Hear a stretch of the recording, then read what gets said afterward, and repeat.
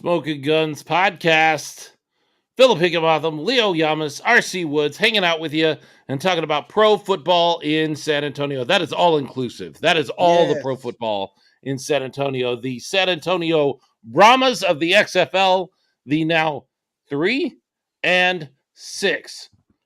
San Antonio Brahmas of the XFL still in the playoff hunt, and we're going to talk lots about that, as well as the San Antonio Gunslingers of the National Arena League 2-0, leading the league right now in win percentage. First they place. Are the only, first place. Woohoo! Your San Antonio Gotta love it. Gunslingers. We're going to talk about all that. We've got a huge show lineup for you. We've got tickets to give away. We've got a Brahmas player coming on, the Brahmas player. I've been telling Leo for weeks now, the best running back that the Brahmas have ever had in Jaquez Patrick. If these people only knew the lies. And then in the second hour, when we get into Gunslingers talk, that's a huge portion of the show too. We've got Coach Fred Shaw coming on. He's going to call in. I'm really interested. Anybody that watched the Gunslingers game might have noticed that Fred Shaw spent an awful lot of time jawing back and forth with fans in the stands. I really wanted I almost want to talk about that more than I want to talk about the game and like what was going on, because he built a relationship with those people. He was talking to them through the whole game. They may have reunions. They may get each other's number and social media request each other and talk on Messenger. I don't know. They may be friends by now because we want the scoop. But let's start where everybody should want to start right now. The San Antonio Brahmas are still in the playoff hunt. Woo-hoo! After a 25-23 win over the Orlando Guardians in what was their best game ever on all three phases of the season. Philip, that was their best game of the year. Maybe not defensively. They've had better games defensively, maybe. But all three together. All three aspects coming together. Yep. Coach Ward likes to say complementary football. This was one time that the Brahmas played complementary football. When one side of the ball would let them down, the other side would step up and take care of it. And that's what complementary football is. It's like our defense isn't playing as well. In Vegas, our defense didn't play as well as it normally does. The offense did not step up and fill that gap. And that's why we lost that game in Vegas. This time, when one side failed, the other side swept in and picked it up. Jack Cohen had an impressive game. Nick Holly appeared and became what Nick Holly was. Jaquez Patrick ran the ball really, really well, as he does. Like, he's never not ran it well. But when other things on the offense works, he's able to run even better. Just a good game all the way around.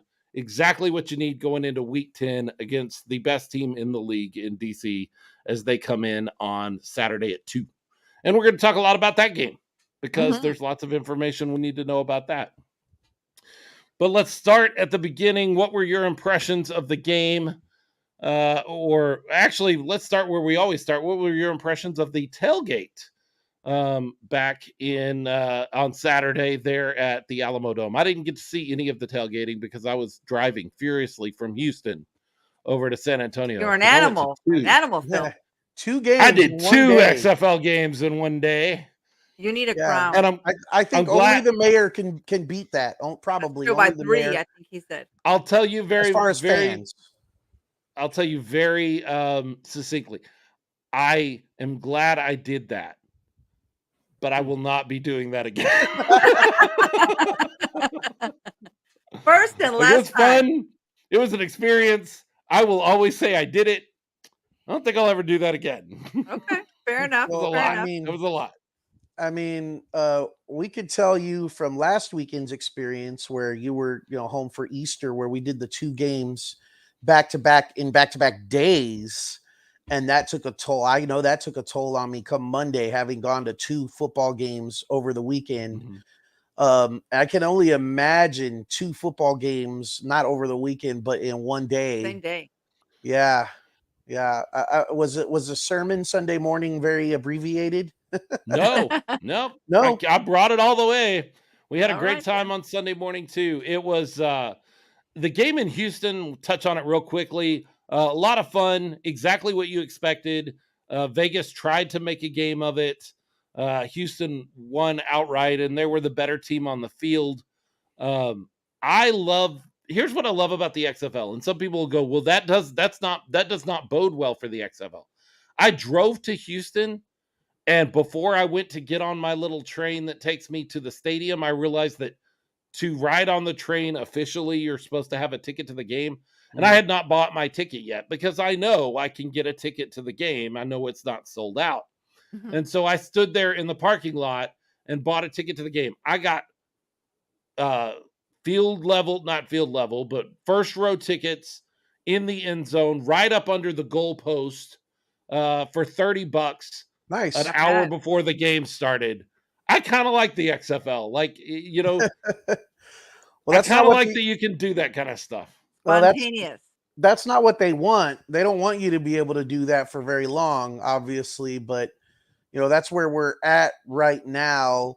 But at least it's affordable. They want to keep it affordable, I'm sure, but they just don't want tickets to be so ready available that soon before the game, obviously. But yeah, Yeah. man, I mean that's quite a feat. Two professional football games in two different cities on one day. I know of three other people that I know of that can claim that, and that's the mayor and The Rock and Danny That's and true. Philip. That's it. Those There are you the only people go. I know of. I'm in storied company now. It Yes. was a good game. It was a good experience. I'll tell you this. Another thing about Houston that you guys need to know: be so glad that we have the Alamodome because that game started at Mm. 11:30 on Saturday in April. It was hot. I forgot sunscreen, Oh no. Oh, and there was a security person right below me that was the person that drags the net, pulls the net up and Yeah. drops it down for field goals.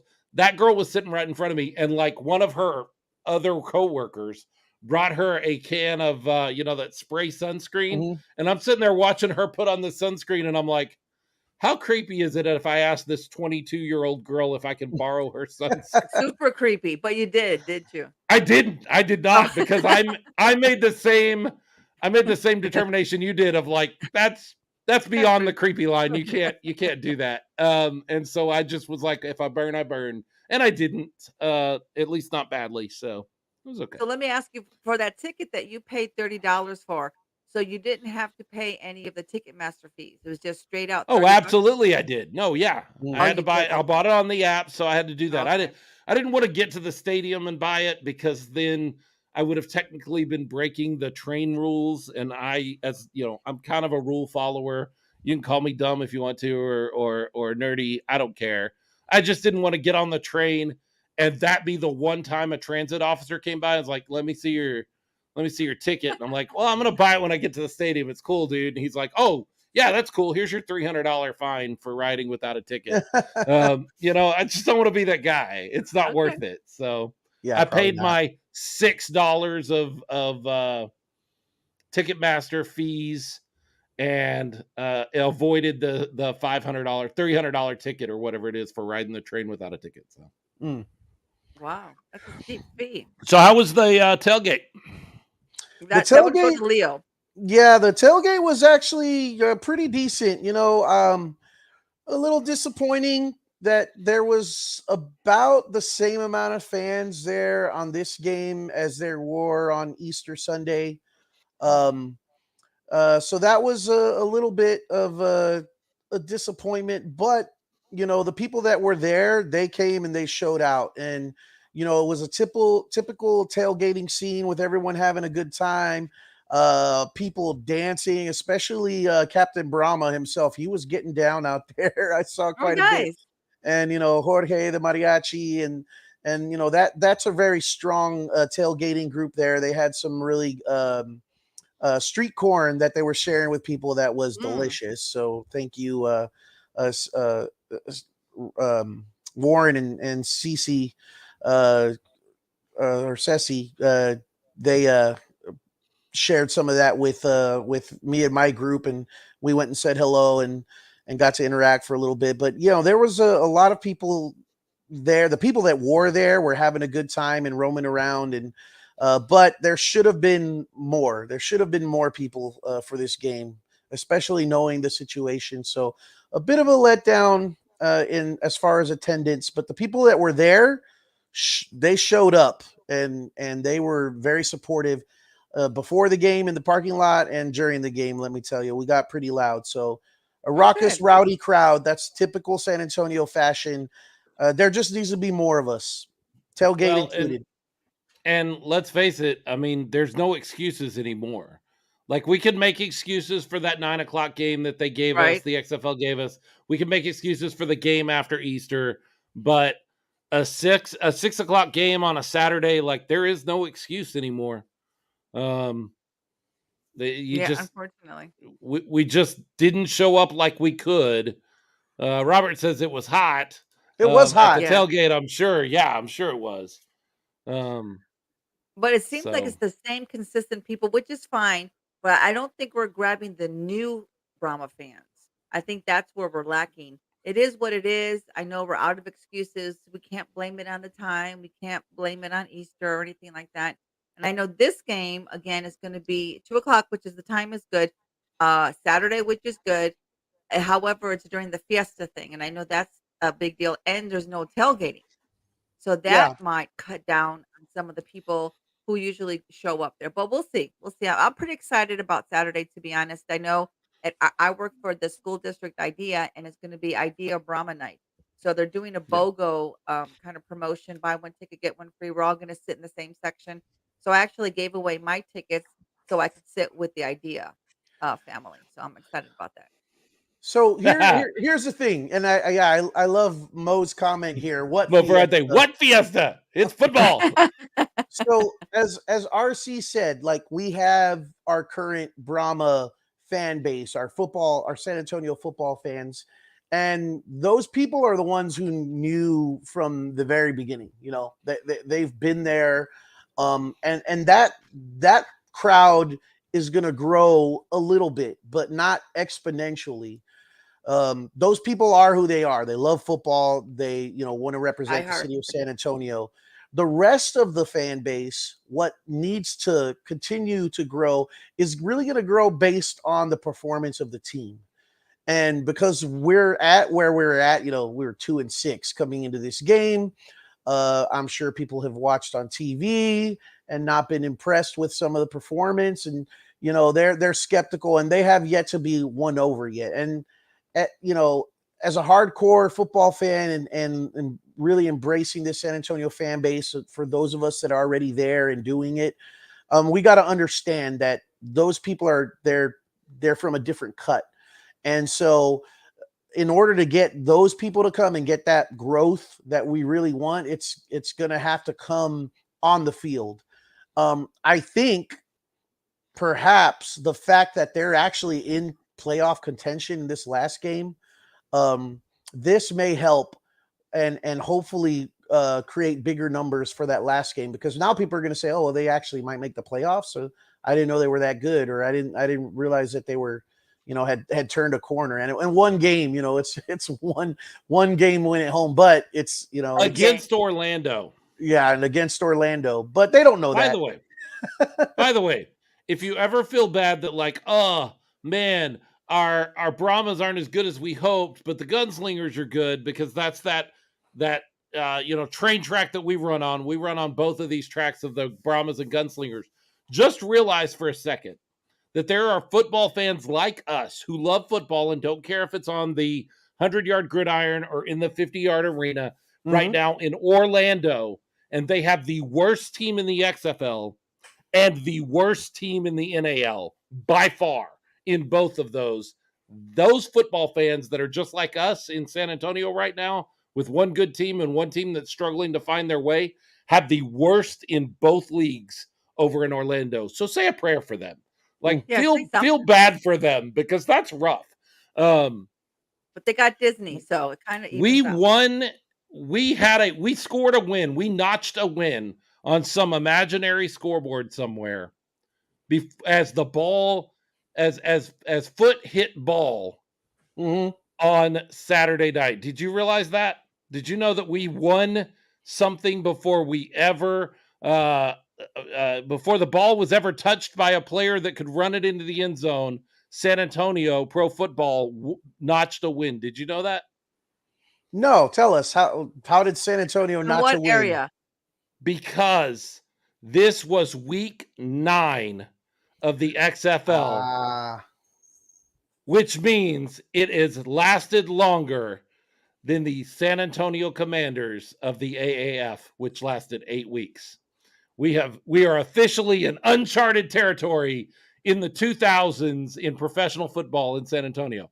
That seems like a small thing, but it's not. It does mean something. It does mean, that we did not we didn't put our money into this and our hopes and our dreams and get screwed in the same way we did in the AAF. True. If it happens, it'll be a different way now. That's right. I don't know if that's better or not, but we've progressed. We've gotten somewhere else. True. So as the ball left the tee on Saturday night, we already notched a win. We've already taken this thing further than the Commanders were able to take us. You see, I have completely wiped that out of my mind at this point. And that should tell you a lot. That should tell you a lot about this league and really how well this league is actually doing, where especially in this San Antonio fan base that has been burned before and is very skeptical. I ran into so many people that were skeptical and not willing to put up their money at the beginning of the season because of what's happened before. Sure.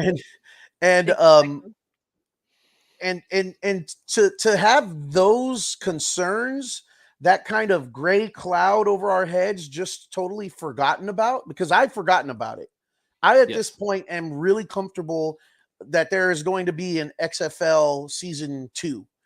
Right. You know, I don't have any doubts. I mean, I could be wrong. You know, anything could happen, but up here, that's already happening. And I think most of the fan base feels that way right now. And that speaks volumes as far as how well this league overall is actually doing, how well they're representing themselves on, the networks, on a national view, and just in their local markets. Right. Michael Wayne Davis, he says a couple of things here that I have to address. Checking in, and he said, hey, he bought his jersey.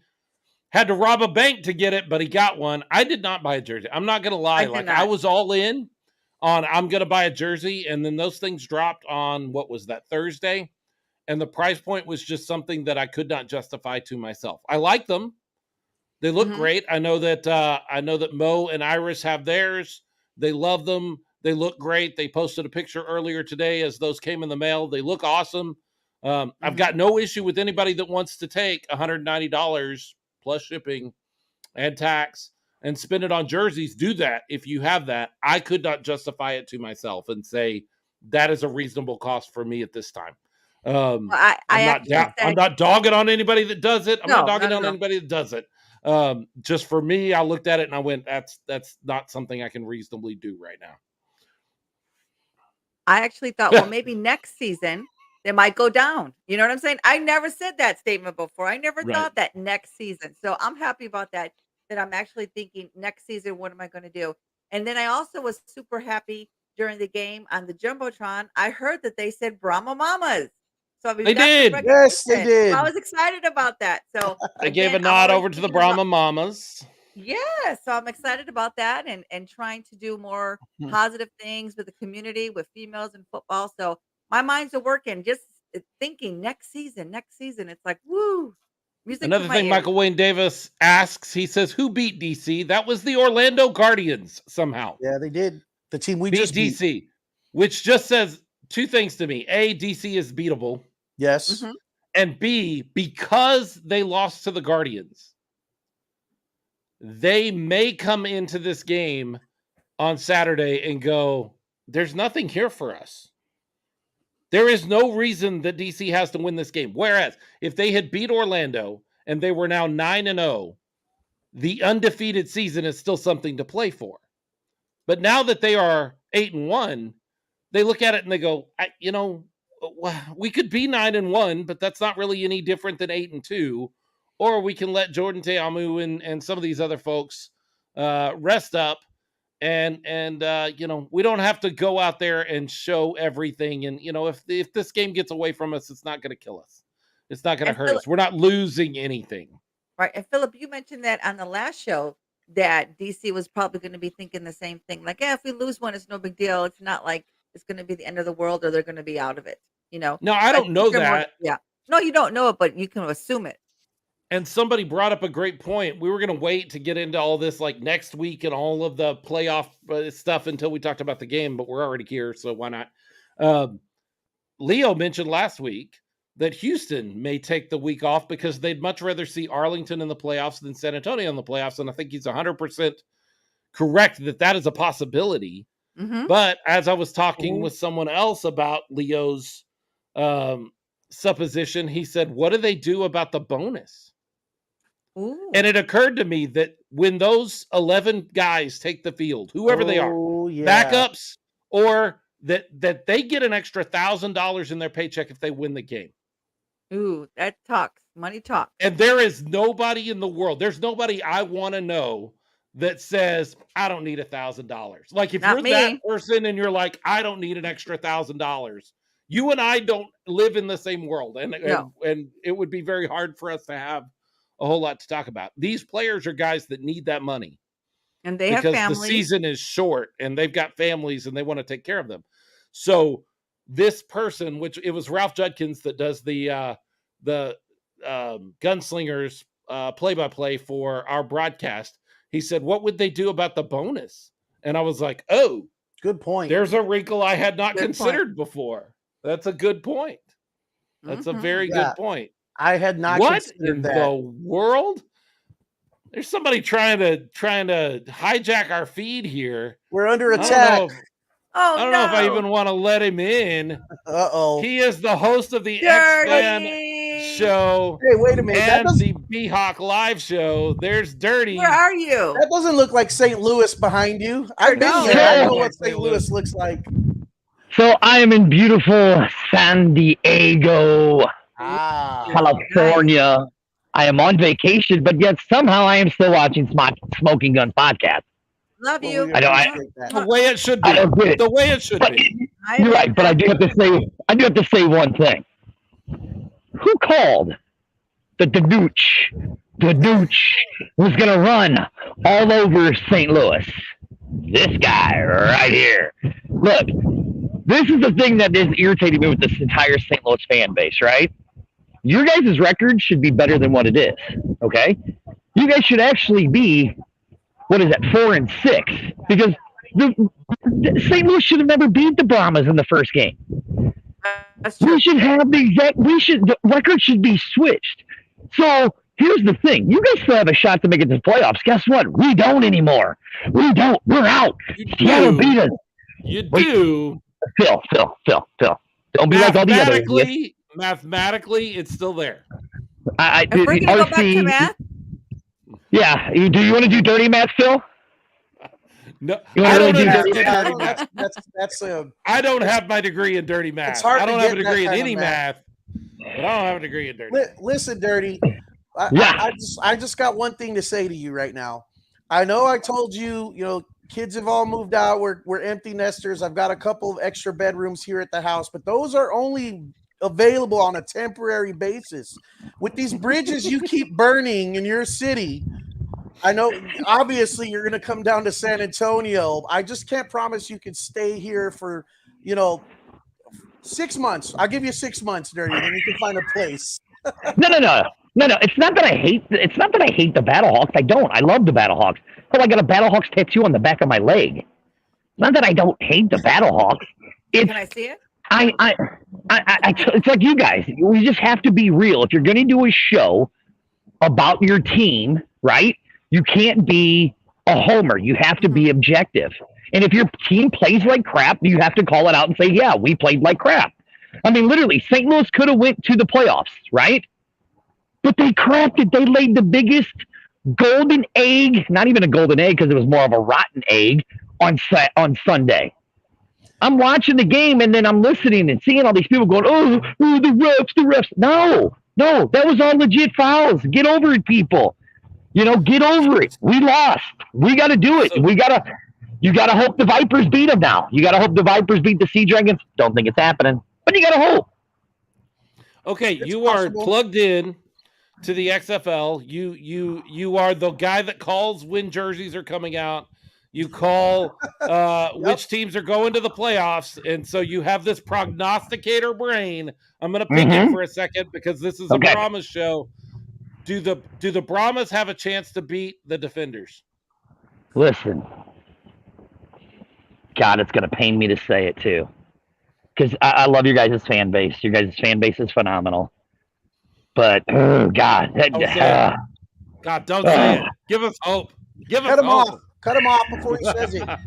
Here's what I'm going to say. You guys have the number one. Now, hold on. You guys have the number one scoring defense in the league, right? Yep. So I will give you guys that one right there. If you guys can control Abram Smith and make Jordan make simple mistakes, then you guys should be able to win the game. If you guys can't do that, Jordan or Abram. Well, if they do that, then that's going to be good for that'll help the Battlehawks a little bit. If they don't, then yeah, you guys should beat them. But if they play those guys, But again, no. I mean, your guys' run defense is almost unstoppable. Your guys' pass defense is almost unstoppable. I mean, you guys have a really good defense. The majority of your games have all been lost by what? What is it, like 5 points? Every game 2 points? Was lost by one possession.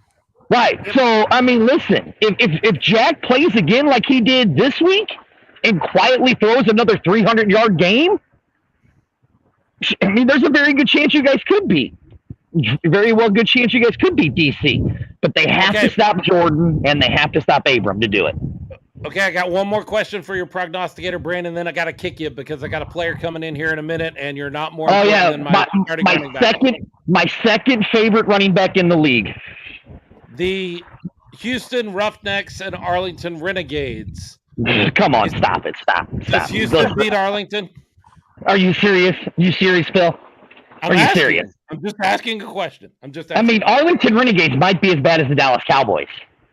Oh my God! Really, who are you talking to? That's really bad too. In the back of the wall.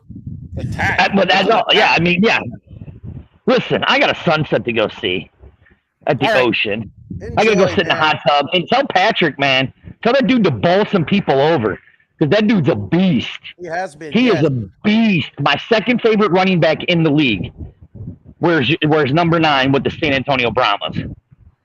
He is dirty. He is part of the B-Hawk live show as well as the X-Fan Network. He's a great guy.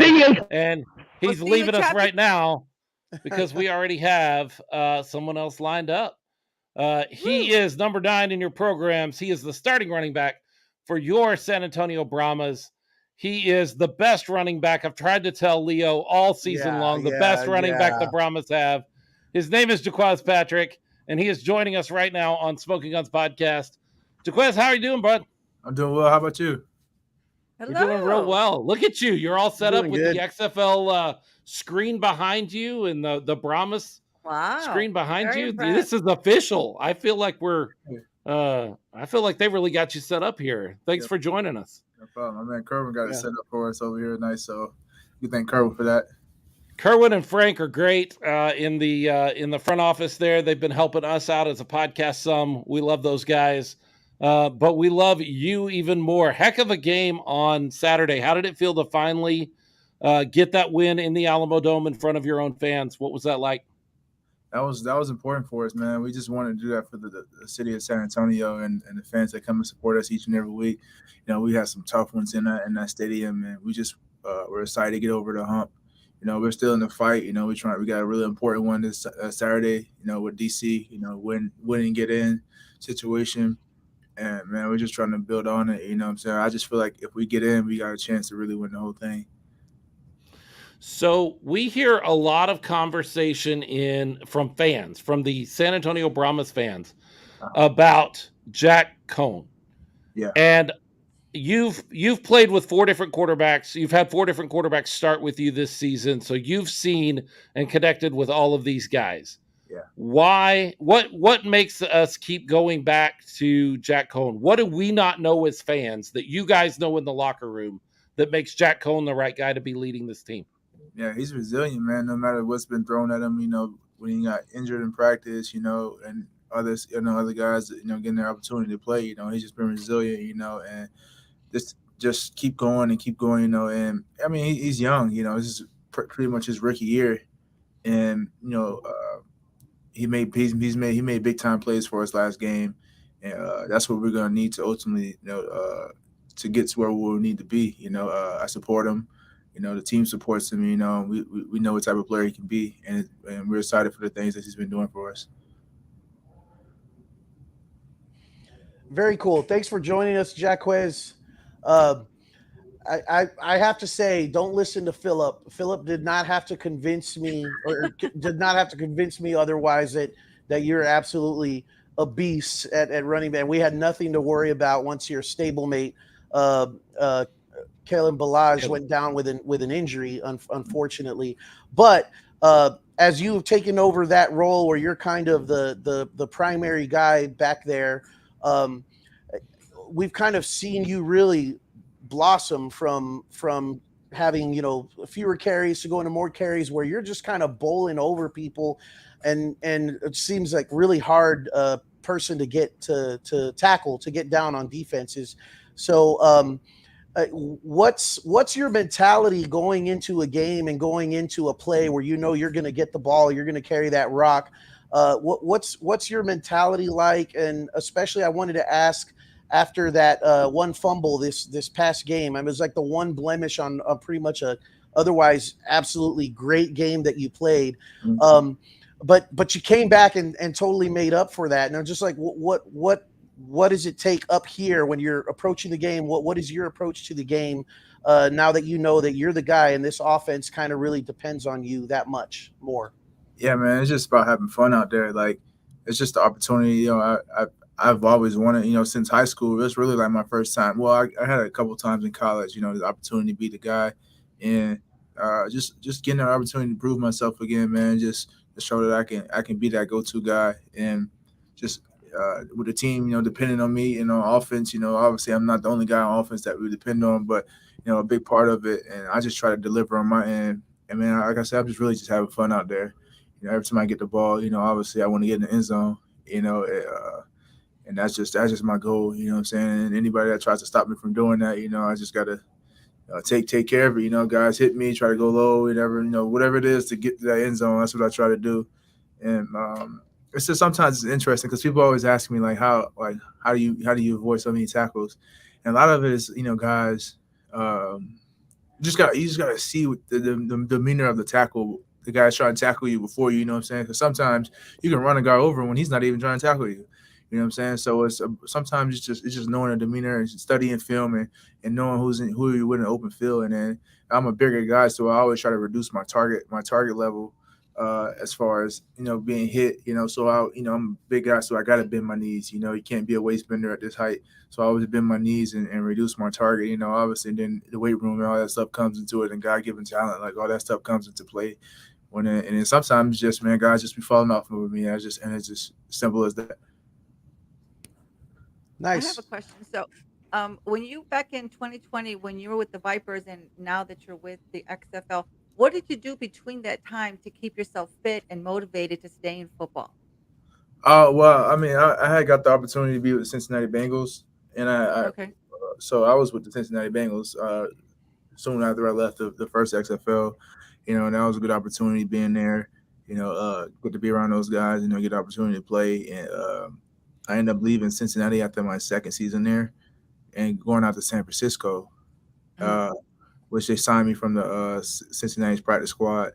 And I went out there, was hoping to get an opportunity to really showcase my abilities, because they had a lot of injuries at the time.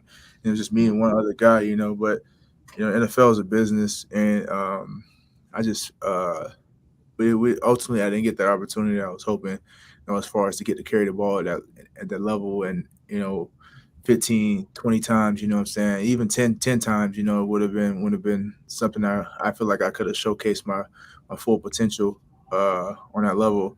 So, it's just a matter of just getting that opportunity. And that's just what I'm trying to prove here, that I can be that guy. What I'm saying? If you need me to be that guy, I've been, since playing pro ball, I've been in every role: third down back, goal line, short yardage. Like, now I'm getting a chance to be the feature guy, like number 2 back, the number 3 back. I've been in every role. What I'm saying? So it's kind of like just showing the versatility I have as a running back. Even playing on special teams. It's kind of hard in this league to play on special teams, just because when you're the guy getting all the carries and stuff, it's a matter of wanting to keep you fresh, so you can help the offense as much as possible. But it's been a journey, and I'm very self-motivated. I love the game that I play. I get that it's a privilege to play this game, and I just do my best to go out there and help my team win, no matter what it takes. Your last 2 games have been in the Alamodome. You got this final game against DC here in the Alamodome. How much does it help you and your team to know that you have a good, solid crowd behind you, as opposed to playing out on the road when you're in some of these other venues? Like, what does it mean for you guys to have a crowd that's behind you and cheering you on? Does that really affect you at all, or are you just tuning all that out anyway? It really makes a difference, just how we were. I think we were down 14-3 at one point in that last game, and we were making plays. The crowd was there welling us into it. I was feeding off that energy. And then when we got that touchdown right before halftime, man, it was just like you can feel the energy in the building. And it was like the switch flipped, what I'm saying? And you can tell that the other team on third down, they couldn't hear things, they couldn't make calls, and that stuff really makes a difference, especially being at home and then with the crowds that we have, and the passionate fans that we have. That stuff really makes a difference. So I'm really hoping that we can pack it out this weekend. It's going to be a great environment, great opportunity for the team to advance to the playoffs. So I'm really looking forward to it, man. It's been an honor to play in San Antonio, just because of how passionate the fans from. I'm from Florida, so it's different. I always heard people talking about how passionate people were in Texas about football, and getting out here to come out here and play in Texas and experience that in person. Like, it's been really cool, especially say like San Antonio. What do you like best about San Antonio? I know you're only here for game days and stuff, but have you been able to kind of visit some of the sites or taste some of the food? Well, I always ask, what food. So like me and Fred Brown, number 6, the receiver, we always like our things to go to, like try out different restaurants on the Riverwalk. Last week, I think it's called Pisanios. I don't know if I'm saying Paisano? it. Paisanos. Yeah, we tried that last week, and the week before, I can't remember the name of the place we tried, but we've been going to different places. Sometimes, like, if we just walk up, so sometimes we don't get reservations and stuff, so it's kind of hard to like just. And people, it'd be jam packed on the Riverwalk all the time, so we just go to places and hopefully, we just walk in and see if there's something available, we get it, But that's been our kind of thing though, since we've been we had this little stretch of games that we've been trying to like find like little restaurants to try. I personally like the little hole in the wall spots, what I'm saying. So that I don't really want to go to like a franchise place that I can go to in Florida or Ohio or whatever. I want to go somewhere that's like strictly San Antonio, and I want to do those type experience that type of food. I'll send you a list of restaurants. That'll be perfect. I promised Kerwin I wouldn't keep you longer than about 10 minutes. RC always loves when we get a player or somebody from the coaching department on to fire some just real quick rapid fire. Let's learn a little bit of information about you. Some of it's football related, some of it's not. If you got a couple of minutes, she wants to throw those at you, and then we'll let you get about your day. We really appreciate you taking some time to spend with us. RC, go for it. Okay, so what's your top 2 songs in your playlist? All right, now, top 2 songs. I'll give you top 2 artists. Drake. Okay. Drake and probably Drake and who I'm trying. And right now it's really just Drake. I've been listening to a lot of Drake lately. That's been okay. Like favorite football movie. Favorite football movie. It's a good one. Probably Blindside. I don't know. I love how. Okay. Yeah, I just love the high school aspect of it, how you came up, and then because it's just it shows like how you get recruited. It's obviously not, they're not paying guys, Right. all those things, but I like the aspect of it, like because it gives you a full preview of like what it is to be recruited and get to that next level. So I would say Blindside probably one of them. Okay, this may be a tricky one, but who's your favorite rapper? Drake. Okay. Well, I thought, aren't you a nephew of 50 Cent? That's what the people. I don't know where that rumor started at. Okay, I'm sorry then. I apologize for that. I said next time someone asked me that, I was going to say yes because that's everyone asks me that. I don't know where that. There you go.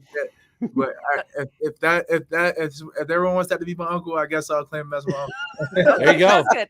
Last question: what do you put on your pizza toppings? Oh, only the most I'll do is pepperoni and bacon, maybe some sausage.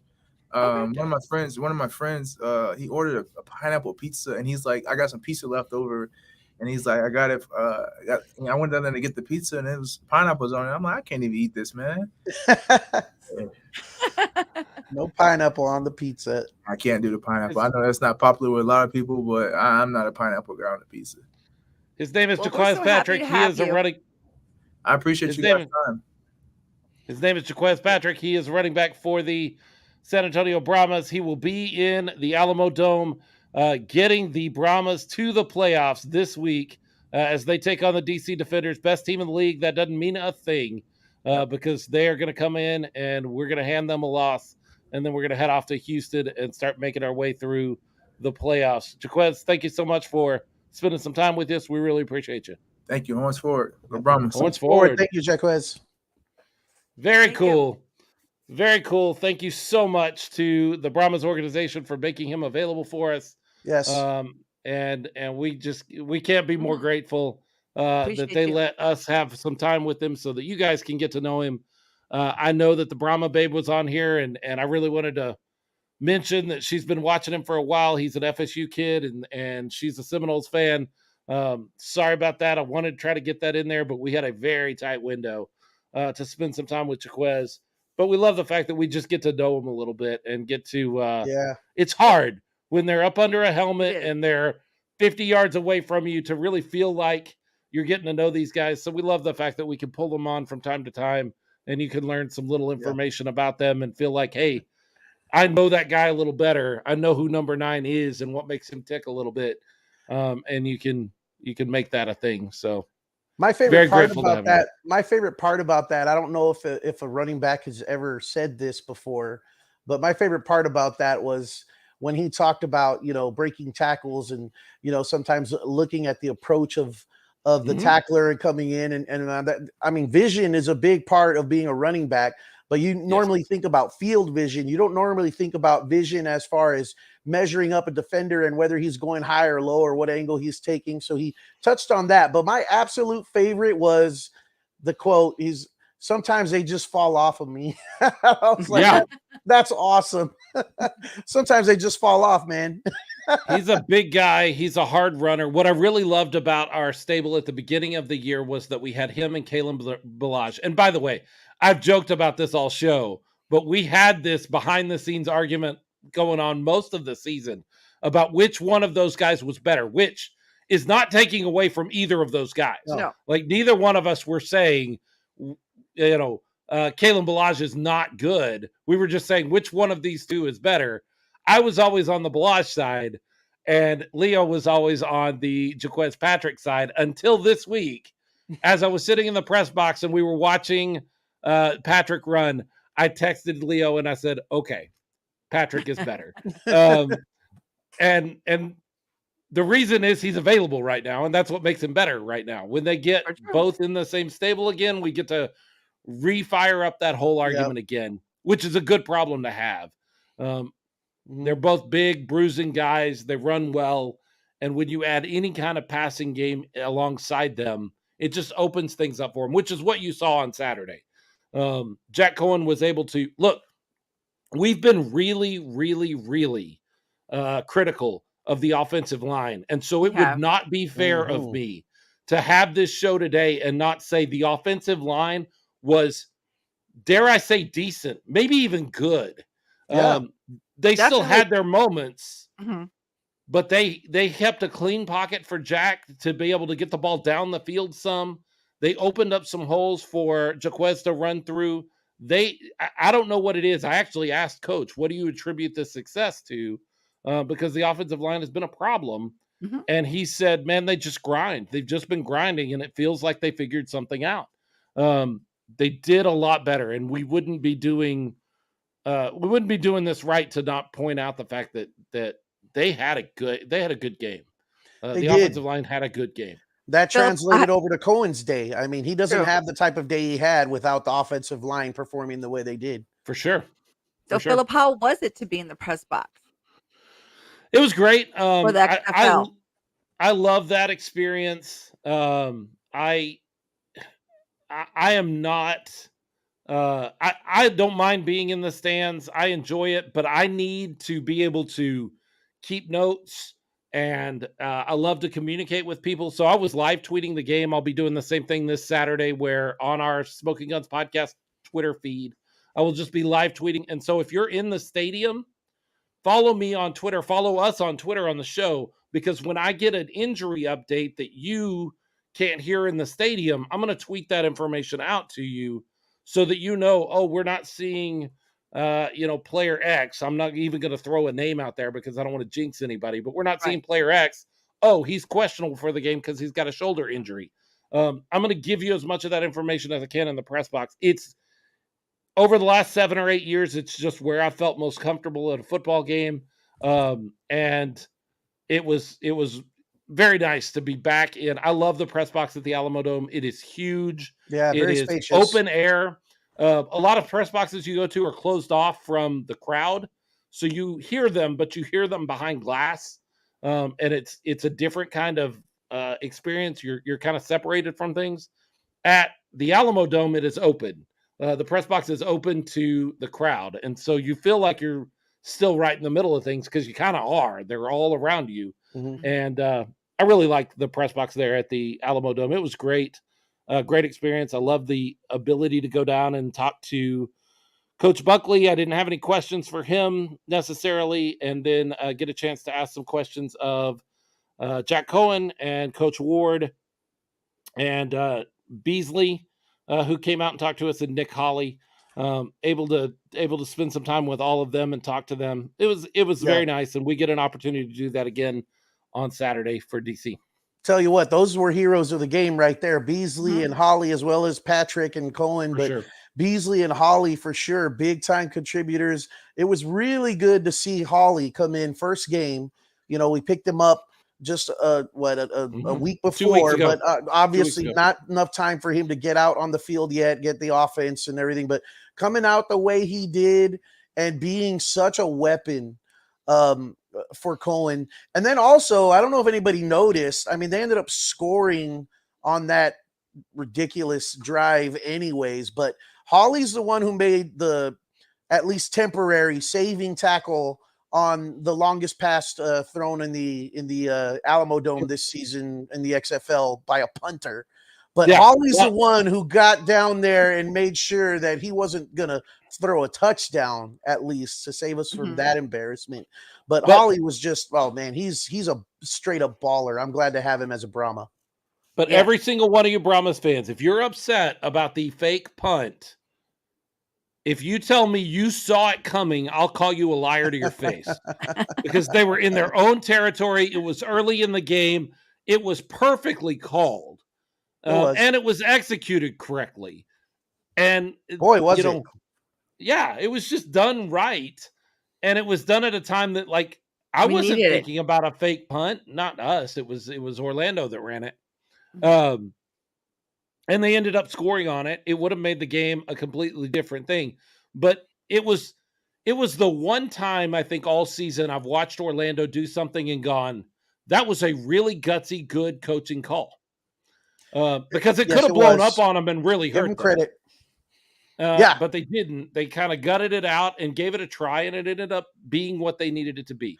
But if you tell me, if you reach out to me and say, I saw it coming, I knew that was going to happen, I will call you a liar to your face. It was one of those, a perfectly timed, desperate play by a desperate team. and they executed it to perfection. And as Matthew Feimer says on the Facebook feed, one of the best plays of the year. I mean, I hated every microsecond of it. I was so upset to see it unfold before my eyes, but I mean, give credit where credit was due. Yeah. And that was just an absolute dime thrown by a punter on the sideline. Yeah, and I don't have any stats to back it up, but I did text Leo and say, is the longest pass in the Alamodome in the XFL this season thrown by a punter? And we tend to think it is. I don't think that there's a longer pass than that, and it was thrown by a punter. So it may just be. That is what it is. Special teams. Yeah. Special teams. Robert Rankin chimed in. He said the pass looked like a pick at first. Watching from the side, yeah, I mean, you were hoping you saw one guy over there, but I think he timed his jump a little bit too early. And then just luck of luck. Not only did he time his jump a little too early and not get to the ball as he was intending to, he took out the only other guy, the only other defender that was there that had a chance of making a tackle without Hawley coming from across the field and making that play to stop him. So yeah, just, I mean, give credit where credit's due. We can laugh about it now because we got the win, because Jack was Patrick and saved us later. So yes, he did. So we get the win at Orlando. You're probably not being honest with yourself if you, as a Brahmas fan, didn't feel a little nervous going into this game, because like, what happens if we lose to Orlando? Like, that means that we are really bad, as bad as some people are saying that we are. I was a little nervous going into this game. I was very thankful that at no point did I feel like we were out of it. And even when we were down, whatever it was, 14-3, I was 14-3. like, there's still time. We're still okay here. And they made good on that, came back out and in the second half and won the game.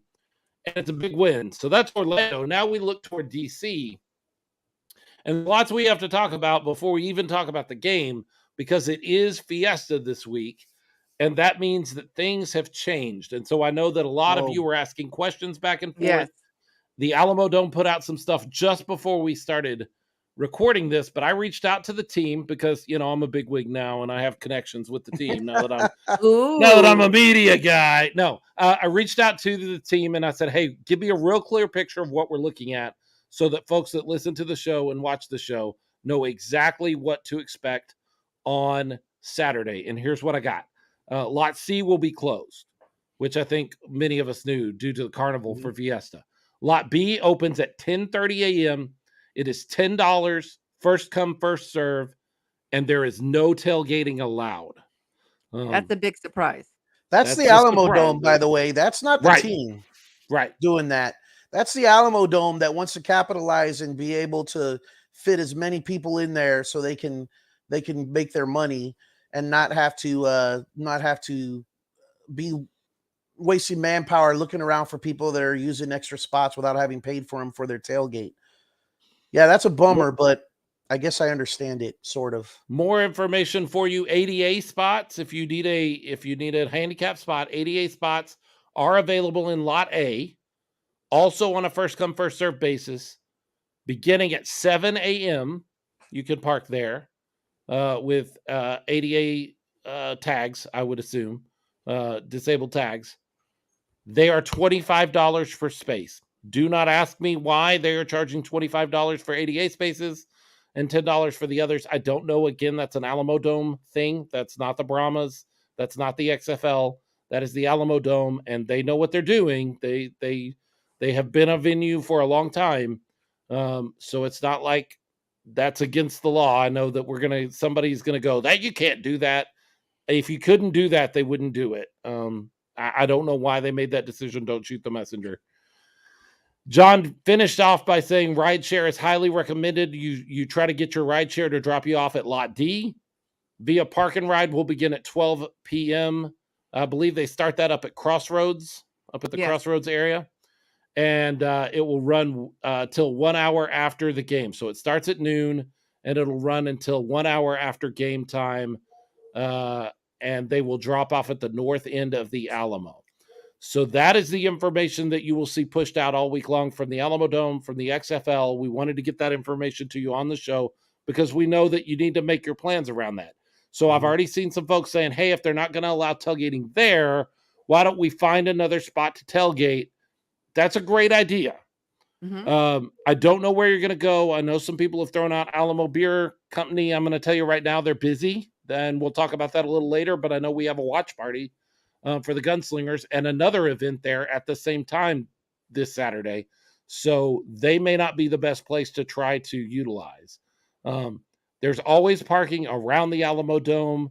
There are spots you can find, but the killer on this is the no tailgating. But understand that's not the XFL and that's not the Brahmas. That is just because it's Fiesta time and the Alamodome has an event already going on in their parking lot, and that's what they're doing. So Roger Roas checking in says, yeah, Alamo Beer already said no. Keep John Navarez checking in. Thanks for the support.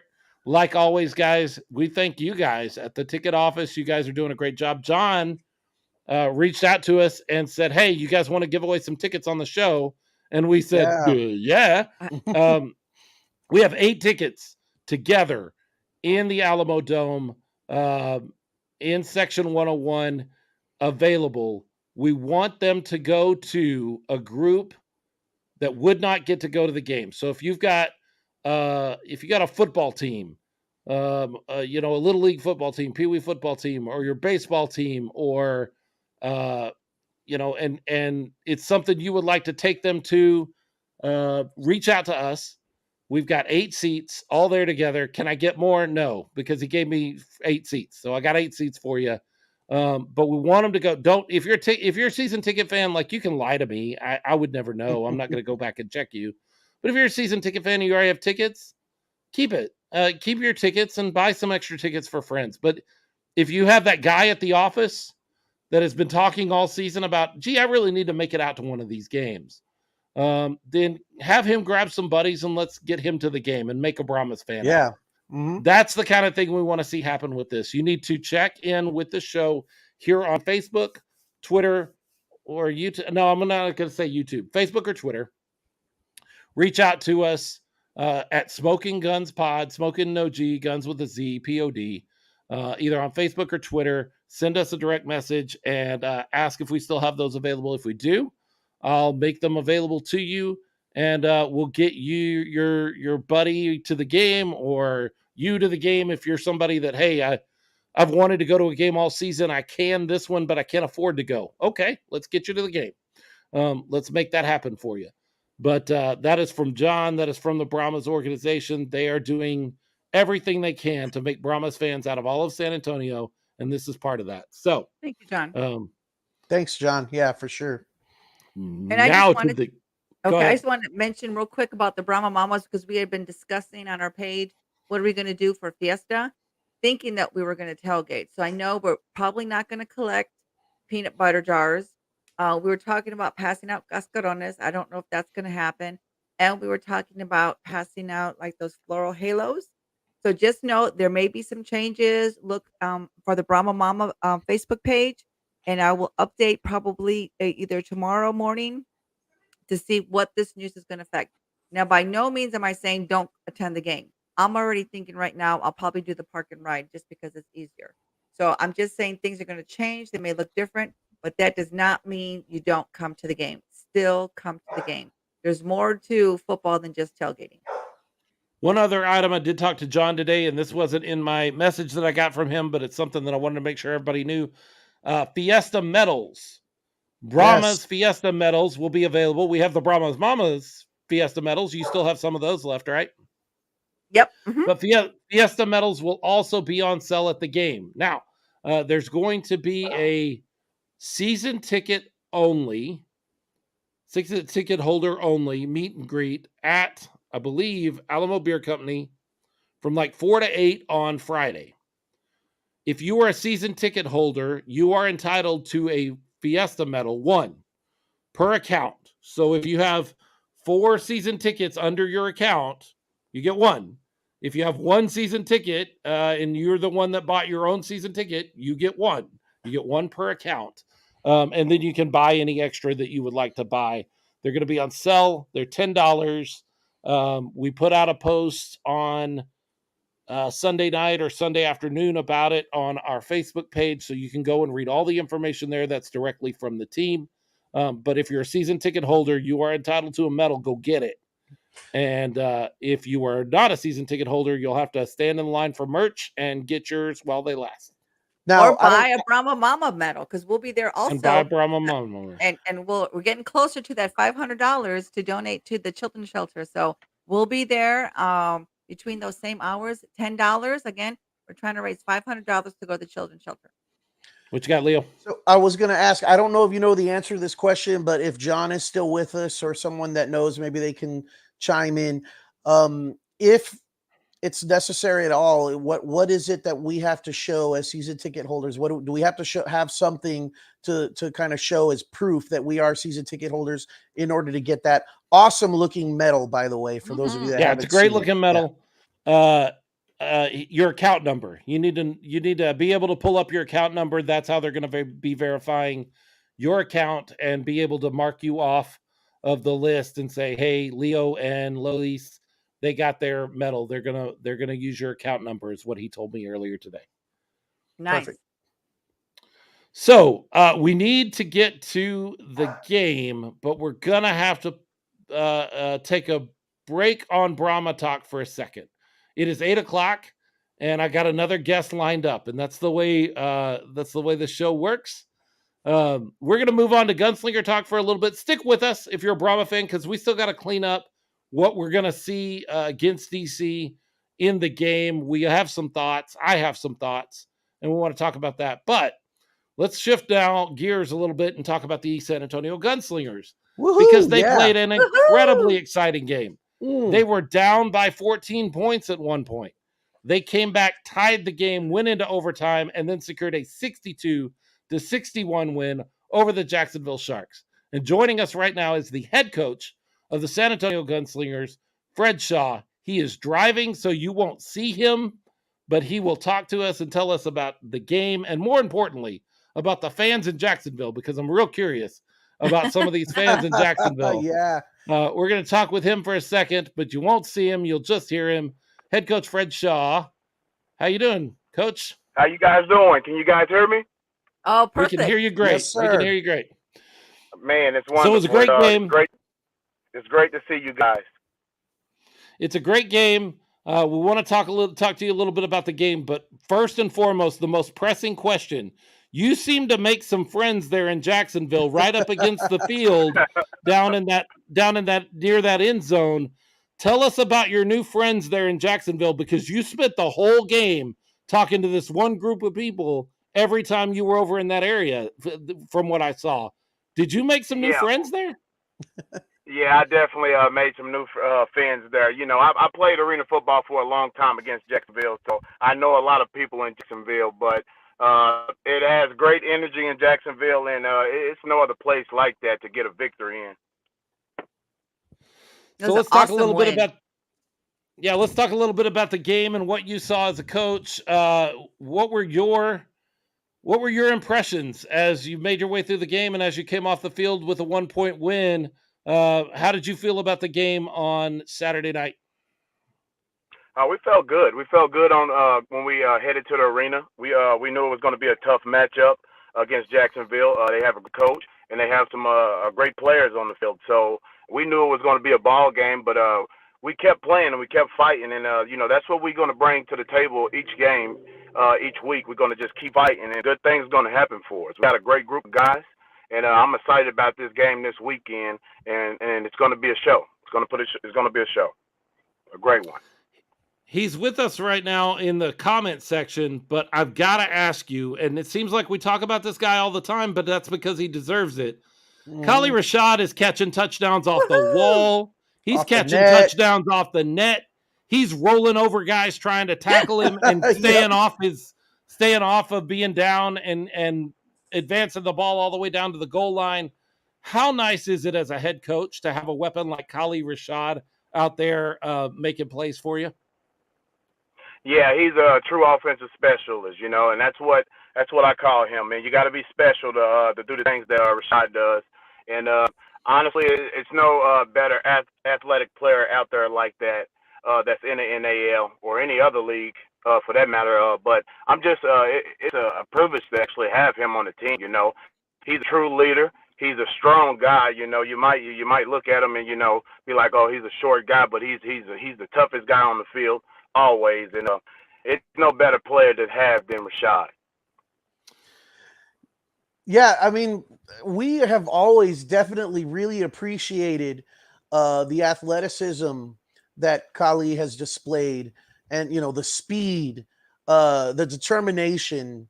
Not the biggest guy, but out there, playing with the biggest heart, and making plays game after game after game. But this game, we got to appreciate another new, not a new aspect, but we got to kind of see it featured more in his awareness and just having his head on him to be able to go and make not one but two plays, taking advantage of these new rules coming off one off of the dasher board in the end zone.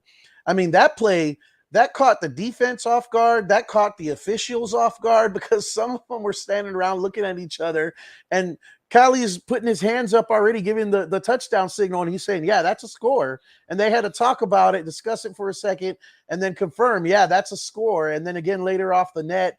I mean, there's adjustments getting on these new rules, but Kali's just all over it.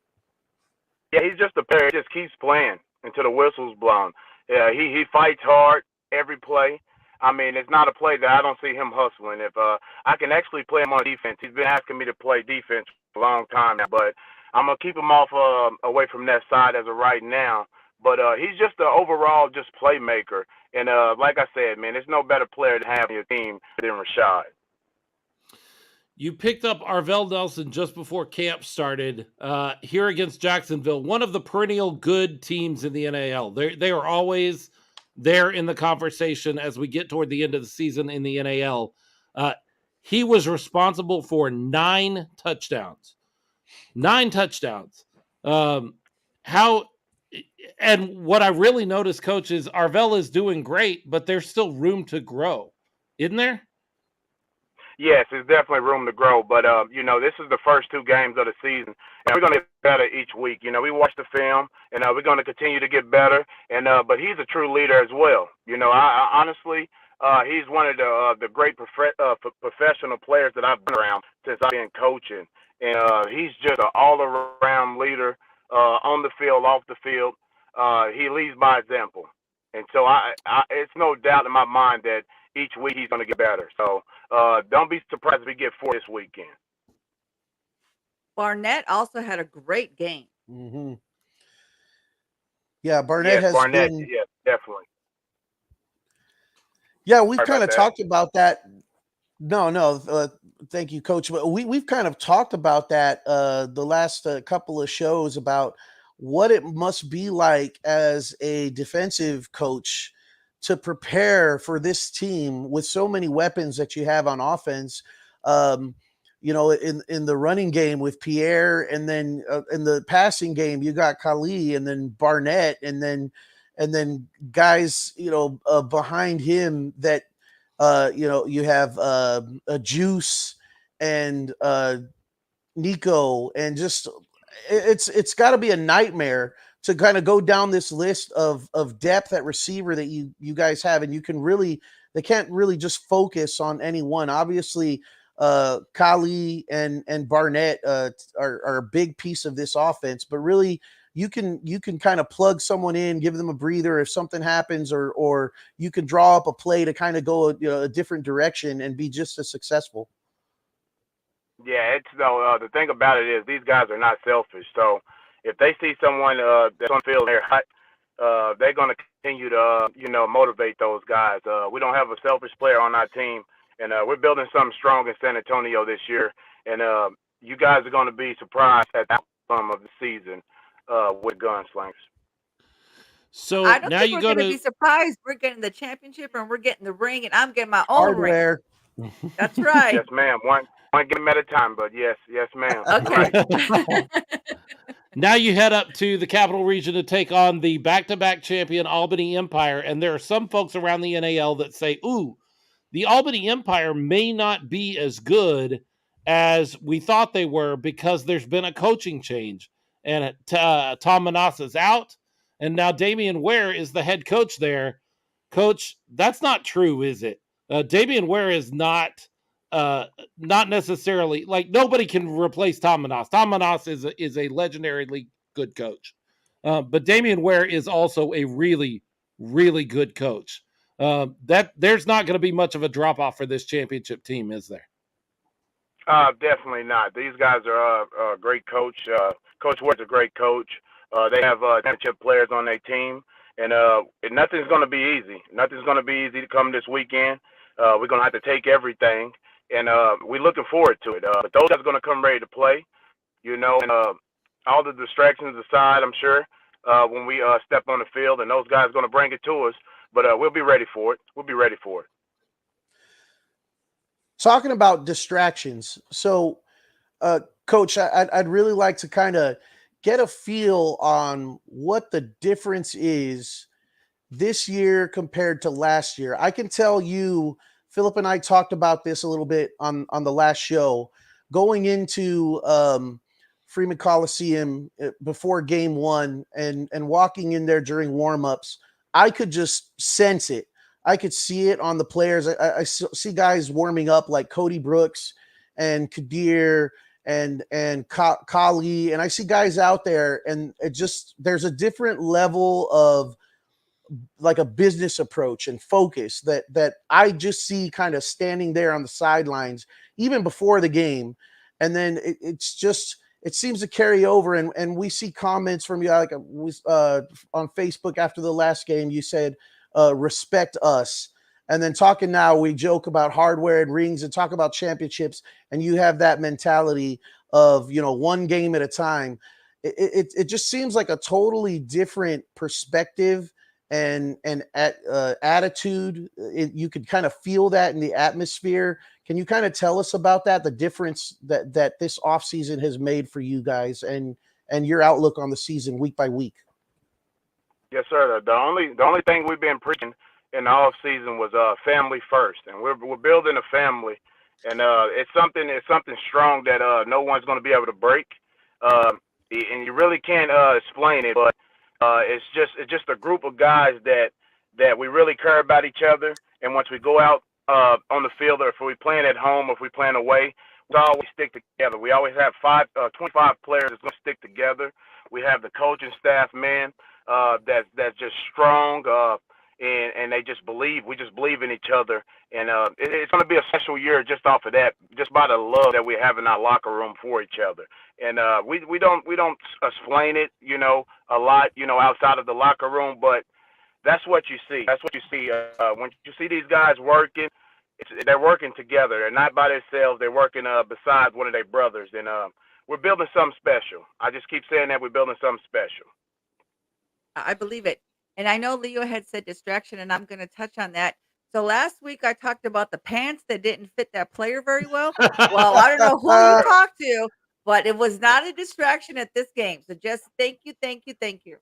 So that's one distraction check off the list. We got bigger pants. Ma'am. Yes, ma'am. So we had to get his pants right. I was trying to cover my eyes there. I know you're driving, and we're going to let you get back on the road and pay attention to the road. I do want to ask, I did just want to mention, coming into this 3-game stretch, you were going to learn a lot about who your team was. You played against the Carolina Cobras, a team that was in the championship last year. You got a 1-point win there. Then you went to Jacksonville, a team that is always in the top half of the league, and you get a 1-point win there. Now you go up against the championship team, 2-time champion Albany Empire this week. And at the beginning of this stretch, I said, if they can come out of that 2-1, that tells me that we're competitors. And now I sit here with 2 wins under our belt, and I go, no, we need to be 3-0. We need to get this win. And hey, Coach, did you know that we can win a game by more than 1 point? You're aware that we can beat them by more than 1, right? Yes, we definitely can. We could beat anybody by 1, but the thing about it is just to win by 1 point. So if it's 1 point, 20 All points, you need is 1. we don't care. Yeah, we don't. It really doesn't matter to us as long as we get the W. We're gonna keep knocking them down one by one each week, and it's not gonna be easy because we're gonna continue to play each week, and they're gonna understand San Antonio. Yeah, y'all look great out there. I watched the whole game, and it was amazing. I was so happy cheering. Yeah. I lost my voice. Lot of fun, Thank even just watching on the broadcast. We can't wait to have you guys back home so we can be loud and rowdy for you down there along the wall in Freeman Coliseum. Yes, sir. Yes, sir. Can't All right, wait. Coach. Can't wait. We're gonna let Thank you you, guys. get back on the road.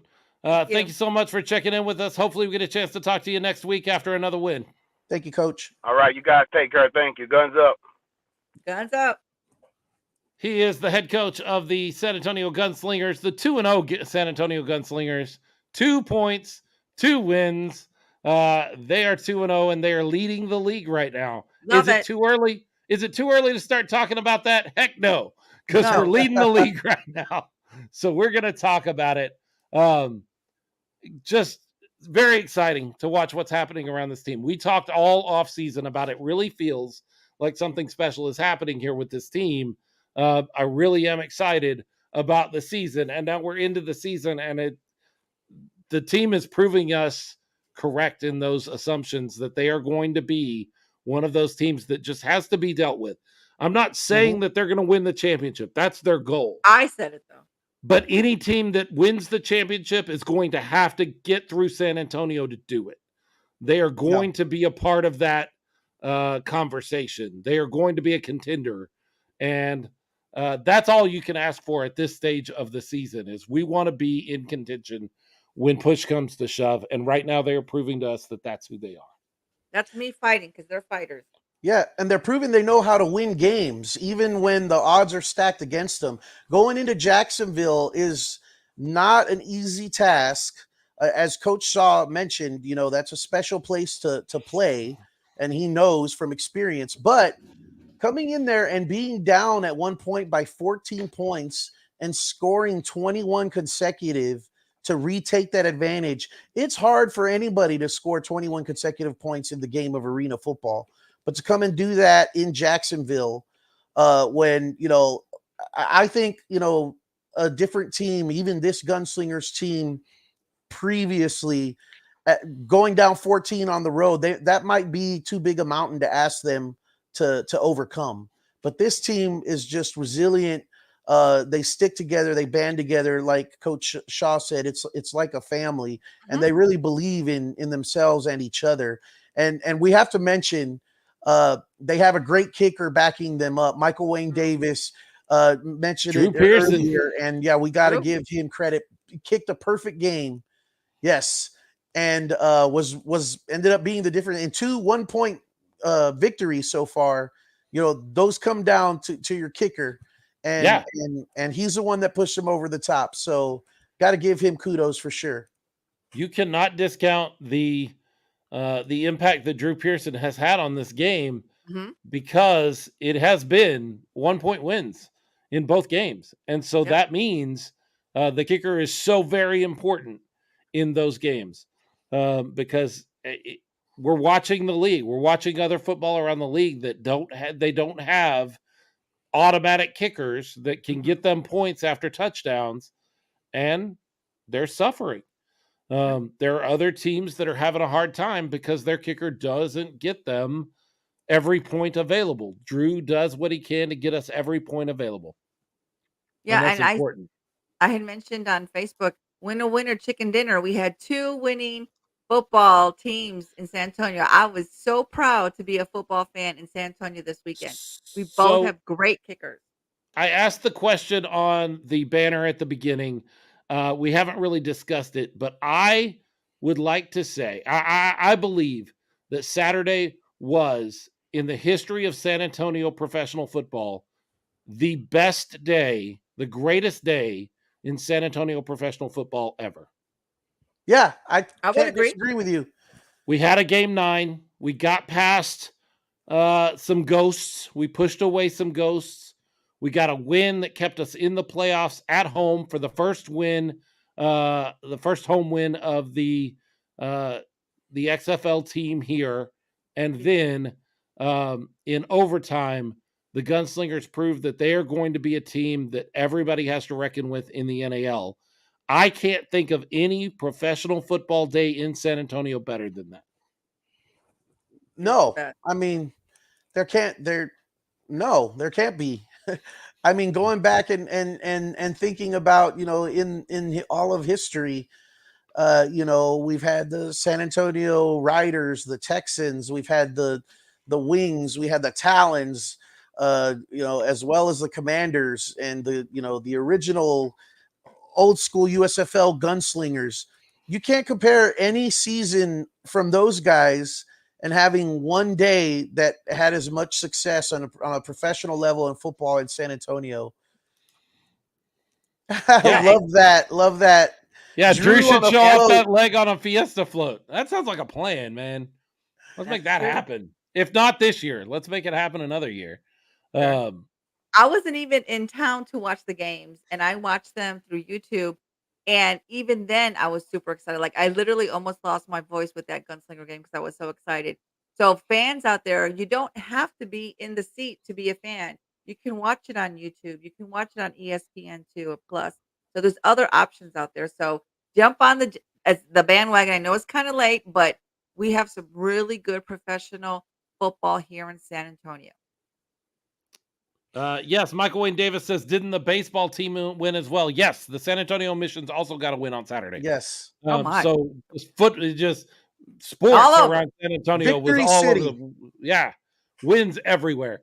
Did the Missions play a Florida team? I don't know. No, because they're in the Texas League. So that's right. That's right. Yeah. So let's talk a little bit about the Gunslingers game itself, and let's talk about that. And then we will wrap all this conversation up with this coming Saturday, because you football fans in San Antonio, you Gunslingers posse that love both of these teams, you can absolutely be involved with both of these games this week. And I'm going to tell you how. So what did you see on the field? Leo, you've gotten a chance to watch the game. I've watched the game. What stood out to you? Where are there deficiencies? Because not everything was perfect. Like we got the win and we're 2-0, but we can't pretend like this team is going to be a buzzsaw that's just going to run through everybody. There are still some things that need some work. So what did you see? Yeah, so the defense still can be better. I still think there's some breakdowns. You see some guys looking at each other after the play and coverage, like maybe someone wasn't where they were supposed to be. But it's getting better. Offensively, we had 2 interceptions. They mentioned on the broadcast it was Arvell Nelson's first interception of the season. He had no interceptions in the first game, but really and truly, there were some balls that we just got lucky that were not ending up going the other way in that first game. So I still feel like Arvell is still kind of getting and growing accustomed to the offense, to the players around him. He brings an aspect to the offense, though, that we didn't necessarily have before, in that he's a running threat and he's an incredible athlete. So especially when you get close to the goal line, he's tough to bring down, and you wouldn't expect that out of a quarterback, but he's a very tough guy to tackle, obviously. And the Gunslingers don't have any qualms about trusting him with the ball and running. I mean, he had, I forget how many rushing touchdowns in the first game. So he definitely brings a lot of athleticism and a different aspect that what we're used to seeing under center for the Gunslingers. But there still seems to be these miscommunications on routes run or whatever it is. And we're in the second week of the season with no preseason games or anything like that for them to work on. It's just been practice. And so this team is going to grow as the season develops. You're absolutely right. And, Arvell Nelson is a champion. He's a champion. He's won championships. Mm-hmm. Remember, this was a last minute, just before camp signing. To To me, it could not be going better. Is he perfect? No. But I guarantee you, and we've got a couple of his receivers, or at least they were a few minutes ago watching. I guarantee those guys, they love having him out there. They love what he brings to the table because he's a champion. He's a veteran. He's athletic.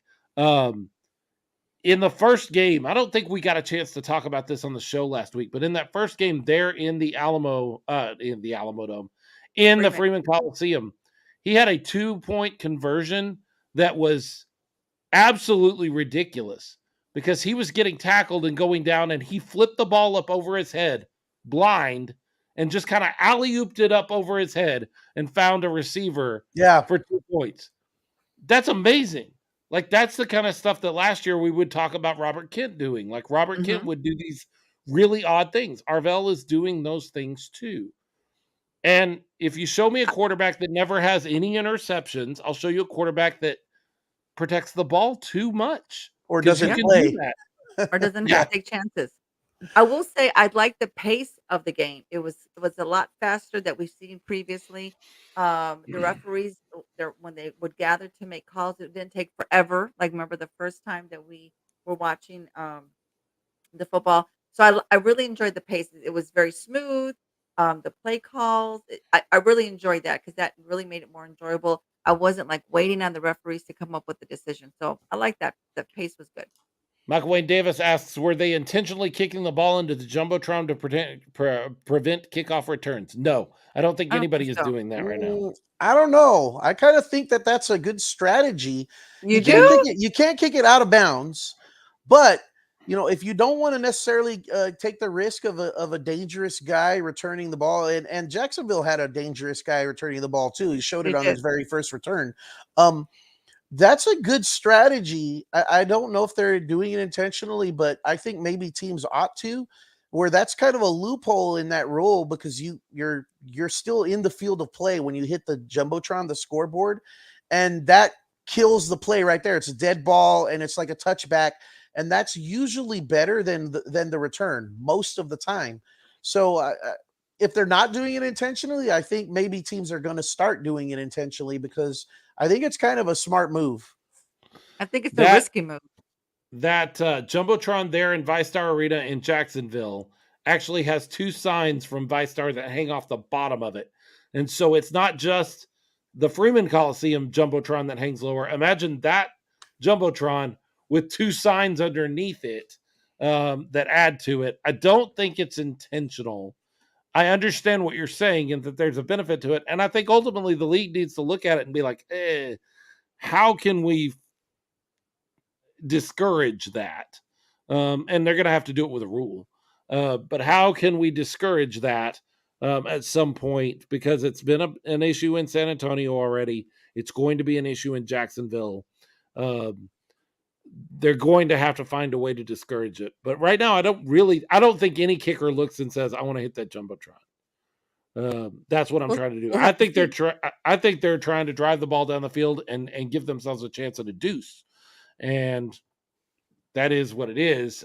With those low-hanging Jumbotrons, you gotta fade it or draw it to make it work and get that deuce. Drew's done it before. He got into a really good rhythm last year. He did. Raul Nava, wasn't it before they would start on the 25 or something like that? That was last year. This year they've been putting it on the 10 most of the time. Not always, but most of the time. Depends on the officials. So, you mentioned something that we saw in this game, and I don't want to miss and forget to say this. One thing that I saw in this last game, speaking of defense, was our guy, Cody Brooks, coming across the field and absolutely tagging a Jacksonville Shark over the wall and into the stands on just an awesome hit. And then the funniest thing about it, I had to rewind it, and Lolis was doing something in the room. She missed that, and I was like, "You got to see what Cody did." And I rewind it, and I was like, "And watch him after the play. He knocks him out over the wall, and then just turns around and walks away like nothing. Like he doesn't hang around like checking out if the guy's okay or Sure. he's just like walks away. He did his job and he's done, ready Check. for the next play. It was pretty funny. That was a great play. Great hit by Cody Brooks. Had to mention that. It was a really good game. It is against a decent team, a good team. We're starting to learn what some of these teams look like. I think we all expect Jacksonville to be a good team. I think we all expect the Gunslingers and the Empire to be those are the three teams that I think everybody looks at right now and says, these are the top half. We don't know who that fourth team is yet. It may be Fayetteville. It may be, who am I leaving out? In West Texas. It is not Orlando. No. I've watched both of these Orlando games, and I can tell you right now, they've got issues. They've got trouble. They've got a long season in front of them, and they are just not.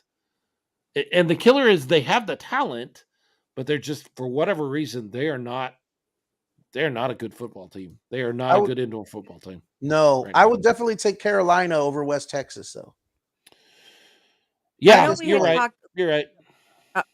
Sorry, we had talked the last show about like preseason for the XFL. Do you ever see a preseason for the NAL? No. No. Okay. No. Nope. Because to have a preseason game, you would have to have one team travel. If you have them travel, you have to make money on it. If you make money on it, you've got to have a crowd there. If you have a crowd there, it's a game. Got it. You're not going to draw a crowd for a preseason game. I just don't see. This is real tight margins in the NAL and in any arena of football. And I just can't imagine that they can put together enough capital to burn a game, which is what you're ultimately doing when you do a preseason game. It's just like, hey, we're going to put all this together like it looks on the field. We're just not going to make any money on it. And I just don't think that they are running a margin where they could do that in the NAL. Got it. Now, inner squad, I really think these teams would benefit themselves a lot by having some intra-squad scrimmage, and I don't know whether they're doing that or not. I would imagine they are, and giving yourself the best, like practice is one thing. And I don't know, people that have been out at practices before, like we have, know that there's a difference between practice and a scrimmage. Like, 8-on-8, we're actually scrimmaging against each other. That's not a majority of what they do. Majority of what they do is practice. So they would benefit by running some of that inter squad scrimmage stuff, but I don't see them putting together a official preseason. And for that matter, you say, well, why can't we just put something together, off the books with West Texas? That's still a 5-hour drive. There's still travel costs involved in that, There's always an expense. So I don't really see it being a possibility. Raul Nava says, hey, maybe Antonio Brown can throw a little money in. Whew. Antonio Brown is already causing drama in the National Arena League. He is now the majority owner. He is now the majority owner of the Albany Empire, or is he? ? Because that became a question that was reported on yesterday. He is saying he's 100% owner. His other partners are saying that's not accurate. That's just not accurate. That's not true. So there's drama already around Antonio Bryant's ownership of the National Arena League's Albany Empire. And what's crazy is now on some of the message boards, if you question or say Antonio Brown is creating drama in some of these message boards, you're immediately told that you're a racist and you don't like him because he's black. And I'm like, no, that's not the case. I don't like him because everything he's touched, he's exploded. In the time I've known who he is, every team he's touched has ended in this spectacular flair. I have no issue with him being a former player and a black player that owns a football team. I think that's great. I think we need a ton of that. I think we need a lot of that in certainly this level of football, and I think we need more of it in the NFL. I can't believe the NFL has pounded this drum about minority ownership and then has turned around and this Washington Commanders deal. Nope. It's $6 million and it's just the same old kind of ownership group that we've always had. I can't believe the NFL has taken that option. I don't like Antonio Brown, and it has nothing to do with the color of his skin. I think that he causes drama, has an ego, and explodes everything he touches, and I'm worried about him being connected to a league that I love. That's Yeah. problematic for me. It has nothing to do with his skin color Yeah. at all. It's about being a knucklehead. Like, Yeah. Yep. So we go and face those very Albany Empire this week, and that game is out of town. We have a game here in town, and so we got about 20 minutes left in the show. Let's talk about Saturday, this upcoming Saturday, because we know Gunslingers are 2-0, and they're going to keep fighting and try to get to 3-0 and prove that they are one of the best teams, the best team in the National Arena League.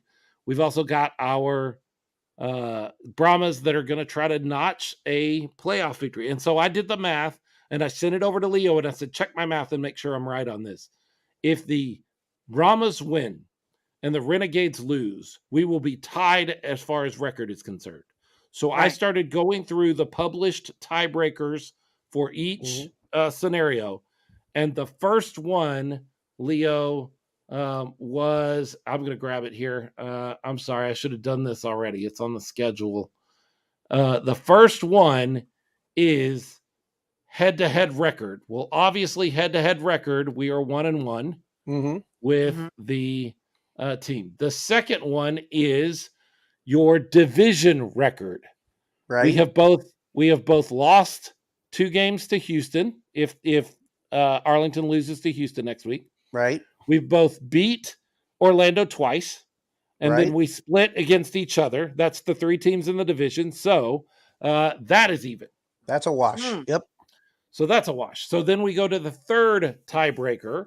The third tiebreaker is quality of wins,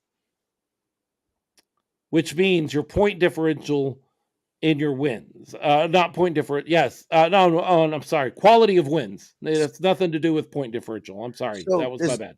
That's your win or the record of the opposition you won against. Right.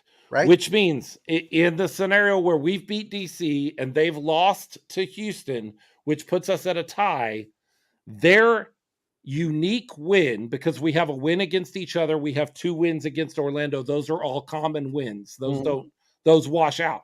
So we each have a unique win at that point. Theirs is against Vegas. Vegas is, let's give them a victory. Let's say they win this week and beat, I think they play St. Louis. Let's say they beat St. Louis. They would be 3-7. We have beat DC. That is our unique win. They would be 8-2. So based on the records, we advance at that point. Right. So if I understand the math correctly, and I'm no math genius, that's but I'm not also dirty not math. an idiot. It's not dirty math. We have to win, and we have to beat, and then Houston has to beat Arlington. So let's talk about our game first. Can we beat DC? Yes, we can. I mean, I think Arlington proved it, right? Yep. I mean, how do I know that? Because Orlando has beat DC. In Orlando, yep. Arlington just about beat DC. They took them into overtime. If those 2 teams, which we are better than those 2 teams, if those 2 teams can take DC down to the last minute of the game or beat DC, then we can do that too. And I think there's a possibility, although I'm not banking on it, that DC realizes they have nothing to play for. So does that mean they take guys out? Does that mean Abram Smith doesn't play? Jordan Teamu doesn't play? Maybe. I don't see that so much as, does that mean I, as Coach Reggie Barlow, don't pull out all the stops in the playbook? I don't run everything that I would normally run? Yeah, I think that's a possibility. I think, we're going to go with a very vanilla offense and defense, and we want to win the game. And if we win the game, we win the game, but we're not going to cry if we lose it either. I'd rather get through it healthy than I would win the game. Sure. And so I really think that that's a possibility.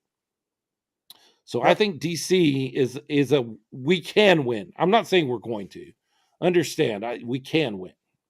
Am I wrong? No, I think. Oh, go ahead. I was going to say, I think we can win But what I'm concerned about is by how many points. Because is that going to come Doesn't back matter. and it doesn't matter the points. Okay. Doesn't No. matter. Points So don't even matter. if we do, even if we have 1 point, it's a win. We win by Okay. 1 point It's a because they W. are DC and they are the strongest team out of those two teams, DC and Vegas, and those are our unique wins. As long as we get the win and they take a loss, we advance. I say we're going to win in Yep. overtime. Ooh. I don't think it'll be overtime. I was surprised we had another overtime game. I'm shocked that we've had 3 overtime games. This whole thing, this whole scoring system is set up to limit tie Right. games. Like I know. I'm shocked that we've had 3 overtime games, so I don't think it'll be overtime. I But hope it's not overtime. I mean, knowing what will be on the line, I don't know if my heart can take that. Like, I remember the last overtime, how intense that was. Now, knowing that this could mean the difference between, another game for our Brahmas to enjoy it, a playoff berth in the first season after everything we've been to, and knowing that that's what's on the line in an overtime, man, I don't know. That would be, whoo.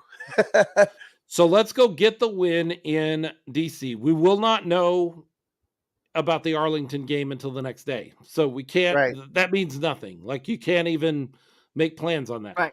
Houston goes to Arlington, or stays in Arlington, I guess is the proper way to say that. And on Sunday, they play each other. And Leo brought up last week that there was a real possibility that Houston would rest players or take it easy because they would rather play Arlington in the playoffs than play Houston, or then play San Antonio in the playoffs. And that's a possibility. I mean, that's a real, we just talked about that with DC. Why can't Houston do that as well?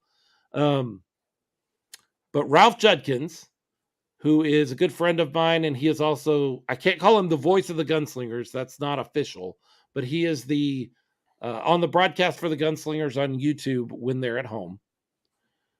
He brought up a great point to me, Leo, that I want to talk to you about. What do they do? Can they go into the locker room and say, hey, we need you guys to lose this game because we want to play Arlington next week, when there is $1,000 per player on the line to win the game? Every player on the winning team gets $1,000 bonus. So even the backup guys, the second string guys that get in there and get an opportunity to play, they're going to make money on a win as opposed to a loss. I think it is a lot harder in this league to tank a game because you're telling players that, hey, we need you to give up $1,000 for the good of the team. I love my team, but there ain't nobody I know that's like, I could deal without an extra $1,000. That Not is an an athlete angle like that that, they give it their all, 100%. yeah. That is an angle that I hadn't thought about. And a player is always going to give it their all, Sure. as much as they can on the field. I'm saying that the coaches might make a decision to not put certain players on the field. And if yeah, and if that's the case, and that's a reasonable thing to assume, if that's the case, then I have to ask you, do you believe that Houston's second string is better than Arlington's first string? Because I think that's possible. That's a possibility. Other than Luis Perez, there is nothing about Arlington I like at all. Point taken. I mean, that is true. That is true. Arlington might just lose the game, despite any advantage that they're given by Wade Phillips's decisions. So that's a good point. The only other thing is, I wonder, is the ante upped at all as far as player bonuses once they get into the playoffs? Oh, I'm certain it is. Oh, I think You so, would think yeah. it is, right? So that's Yeah. another if you're looking at it from that angle, that's another selling point as a coach, where you could say, would you rather make this money this game as a certainty, or would you rather kind of back off and then play the weaker opponent next week and make this much more from that bonus?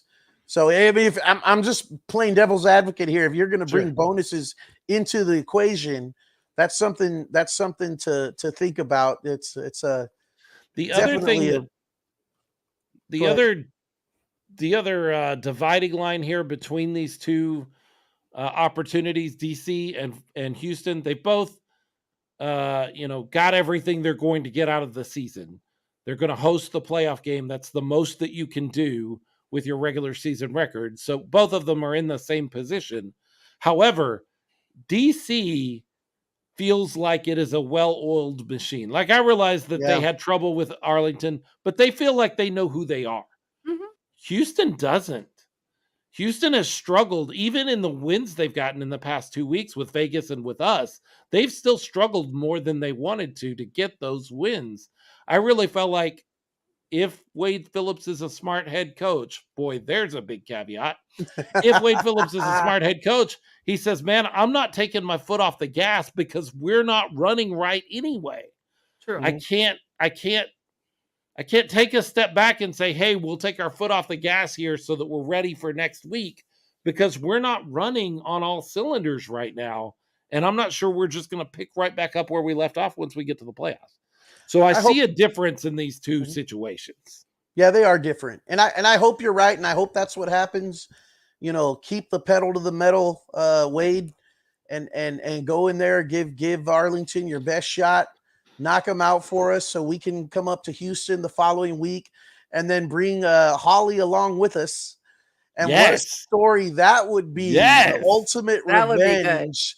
What a story that would be to come back and knock them out of the playoffs and their home field, where the last time he was there, he said in that post-game conference, he traveled there to watch the game from the stands just to get the experience and know what it feels like, so he could appreciate what it's like to be on the field. Like, this is what it feels like to watch from these stands versus what it's like to be on the field. Like, he wanted to remind himself of that. I think that was pretty great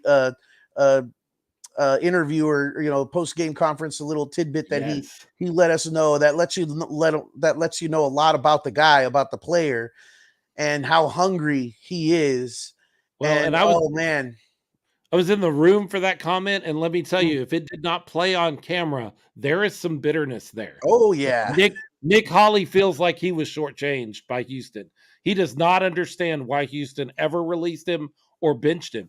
In fact, he said in those post-game comments, if you haven't seen him, go watch them.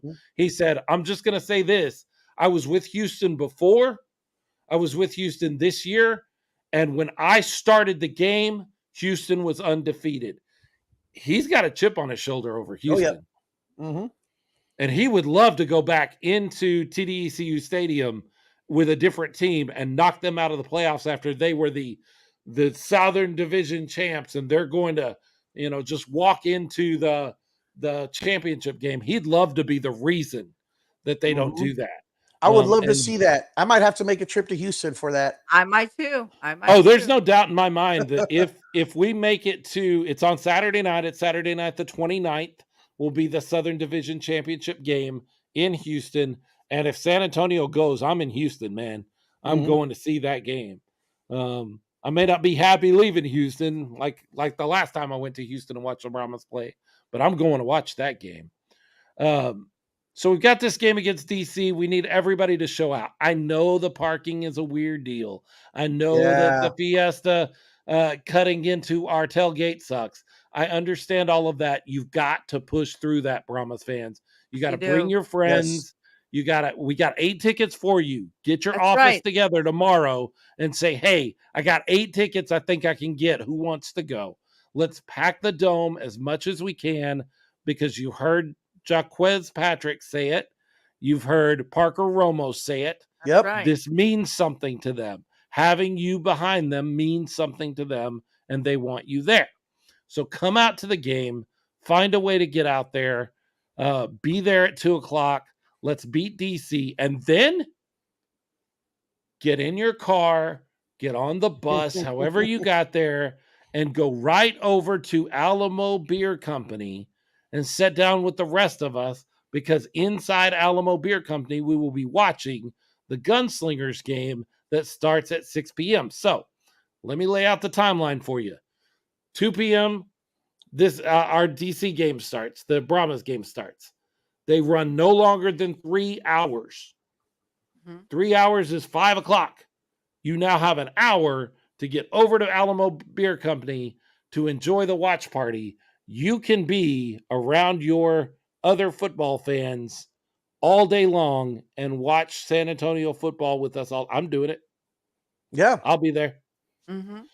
I will be at both places. I'm going to go. I may be a Well, me little late too. to the second game because I got to go do post game stuff, but I'll be at both games. Mhm. You guys going to be at both games? Yes. I'll be at You both know games. it. Absolutely. And you will be too. And I will be too. I'm driving all the way up from Palacios to What a take part trooper. in What a that. trooper. We will be enjoying football. Wins, losses, we're going to enjoy football.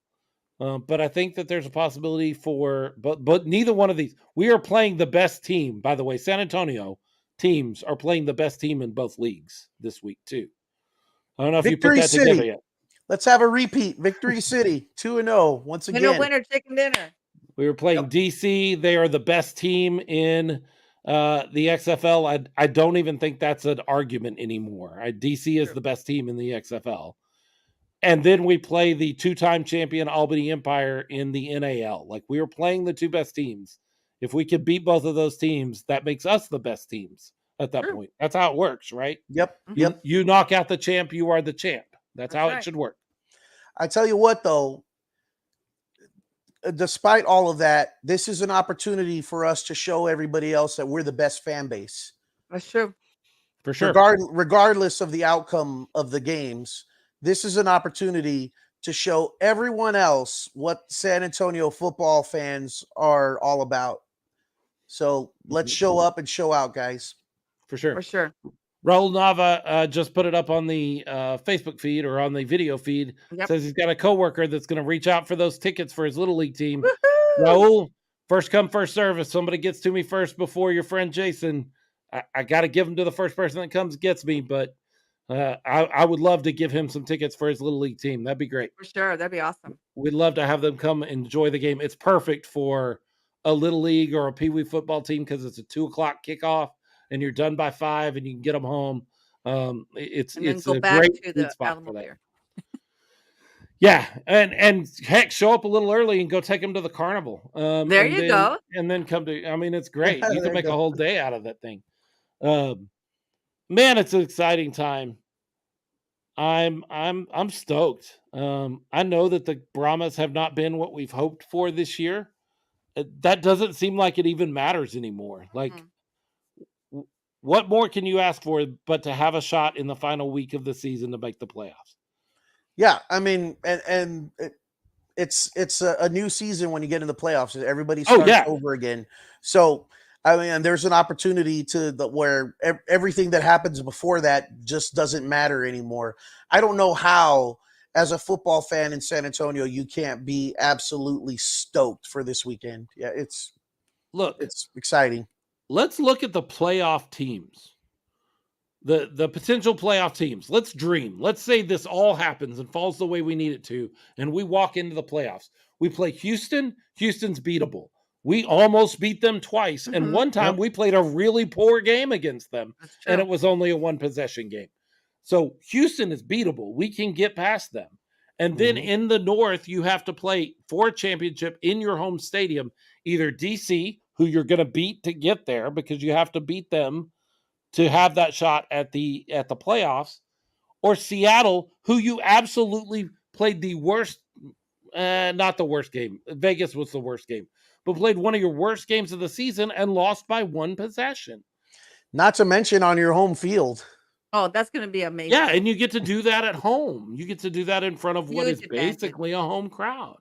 None of those teams, Robert Rankin says, best team in the playoffs, best defense in the playoffs. Houston's got a really good defense. I don't want to take anything away from Houston. They have a really good defense. Their defense kept them in that Vegas game. Without their defense, they would have lost that game in Vegas, against Vegas, that game in Houston against Vegas. So they got a really good one. But the second part of his comment is something I want to point out. And somebody else, Michael Wayne Davis, said something earlier about this feels very much like Gunslingers season last year. Yes. there was a point last year where the Gunslingers were trying to work their way into the playoffs, very much like the Brahmas are doing right now. Mhm. But we all recognized, and we even heard from some teams in the AL, nobody wanted to play the Gunslingers Right. because they were this X factor wild card thing that like, ooh, that's not the team I want to see in the playoffs because they can absolutely step up and beat us. And at this point, the Brahmas are kind of becoming the same thing. Look, Jack Cohen, I don't feel like we've said it enough. Jack Cohen played a great game on He Saturday. did. Yes, he As did. much as we've talked about him, as much as we've maligned him, he got better. He did. And he played a really great game, and the offensive line played a great game. And we've talked a lot about sometimes those things can just click for you. And Mhm. maybe Saturday was them just clicking. Now, I know it was against Orlando, and you could say, no, it was they played the worst team in the league, and they're better than the worst team in the league. That is also possible. Fair point. Yep. That is also something that yeah. I'm But hoping who for kn- more clicking. Yeah. Yeah. Let's click again like Let's we did click last again. Saturday. Let's click. If this is them clicking and they are starting to peak, then they're peaking at the perfect time. Sure. Perfect time. Yeah. I'd rather Uh, them peak now than in the beginning of the season. So there. Michael Wayne Davis brings up a great point. He said, we got Orlando's best shot because they had nothing to lose. Mhm. Like they were just playing to be spoilers on Saturday. So they brought everything. And we saw that because they brought out the desperation Hail Mary Fake punt punt. in the second Fake punt. quarter or whatever it was. So yeah, they were playing, we didn't have anything. They didn't have anything to lose. Robert Rankin says having their playbook shirt in there. I love it. Did you guys see that? Robert Rankin, yes, he had the binder that said Orlando Guardians playbook. and those who knows what that's all about with the story that happened earlier this season with Orlando and Darmody, their quarterback, who actually is from the San Antonio area. So that was great, and even it even got some love from some Orlando fans. They thought it was funny too. Good job, Robert. It was a funny little dig. I thought it was a great little idea. And great execution. Like it worked perfect. Because there wasn't anybody that saw it and then was like, what does that mean? Like if you knew, you knew. And if you didn't, it was still kind of funny that like, what's this Brahmas fan doing holding on to The playbook. Oh, Robert Rankin says the Orlando punter mentioned it, laughed and said that's what's up. We have the best fans in San Antonio. We I'll do. just say that. We have the we do. best fans. So get out there and prove that. Get out there and show that. You got two games, one here and one in Albany, and you can be involved with Gunslingers fans. Which reminds me, the watch party. I need to give you some details about the watch party. Watch party will be at Alamo Beer Company. There will be Fiesta merchandise available. So Nice. the Fiesta jerseys, their leftover stock of those, all those are going to be available. Those are They cool will jerseys too. They will be raffling off a game ball. Nice. They will be raffling off limited edition Fiesta jerseys. Nice. They also wanted us to let everybody know, and this is something that I'm surprised we haven't actually gotten a question on, but Leo, I think you're going to be very excited. Custom replica jerseys should be in this week. Nice. Yes, I finally get it. You finally get your Khalil Rashad jersey. Yes. As soon as they have them in hand, they'll be contacting everyone who ordered one, and they feel really bad that they weren't able to deliver by game one, which is what they were shooting for. They appreciate everyone's patience, so what they're doing is they're going to give you, folks that ordered one, a Gunslingers hat free. They're going to hook you up there. And 50% off a Fiesta fan jersey if you so desire. I know you've already got yours, Leo. Awesome. They will cut 50% off of what you paid for yours, I think, too, and give you that refund that back to you. So they will make those. Look, that's not stuff they have to do. No, they can just say, "Gee, we're really sorry. Supply chain issues." Like we've all had those issues. Yeah. In the past 2 years, we've all had something that was supposed to come in at a certain time and it didn't, and we just had to eat it and go, well, that's the way things work now sometimes. The Mhm. Gunslingers could say, hey, we're sorry, we tried, but it just didn't happen. They instead say, hey, we're going to hook you up with a hat. We're going to hook you up with a great deal on a Fiesta jersey. If you didn't get your hands on one of those yet, we're trying to do our best to take care of you because we promised you something and we weren't able to deliver, even though that's not our fault. That's a great organization, folks. Yeah. Definitely.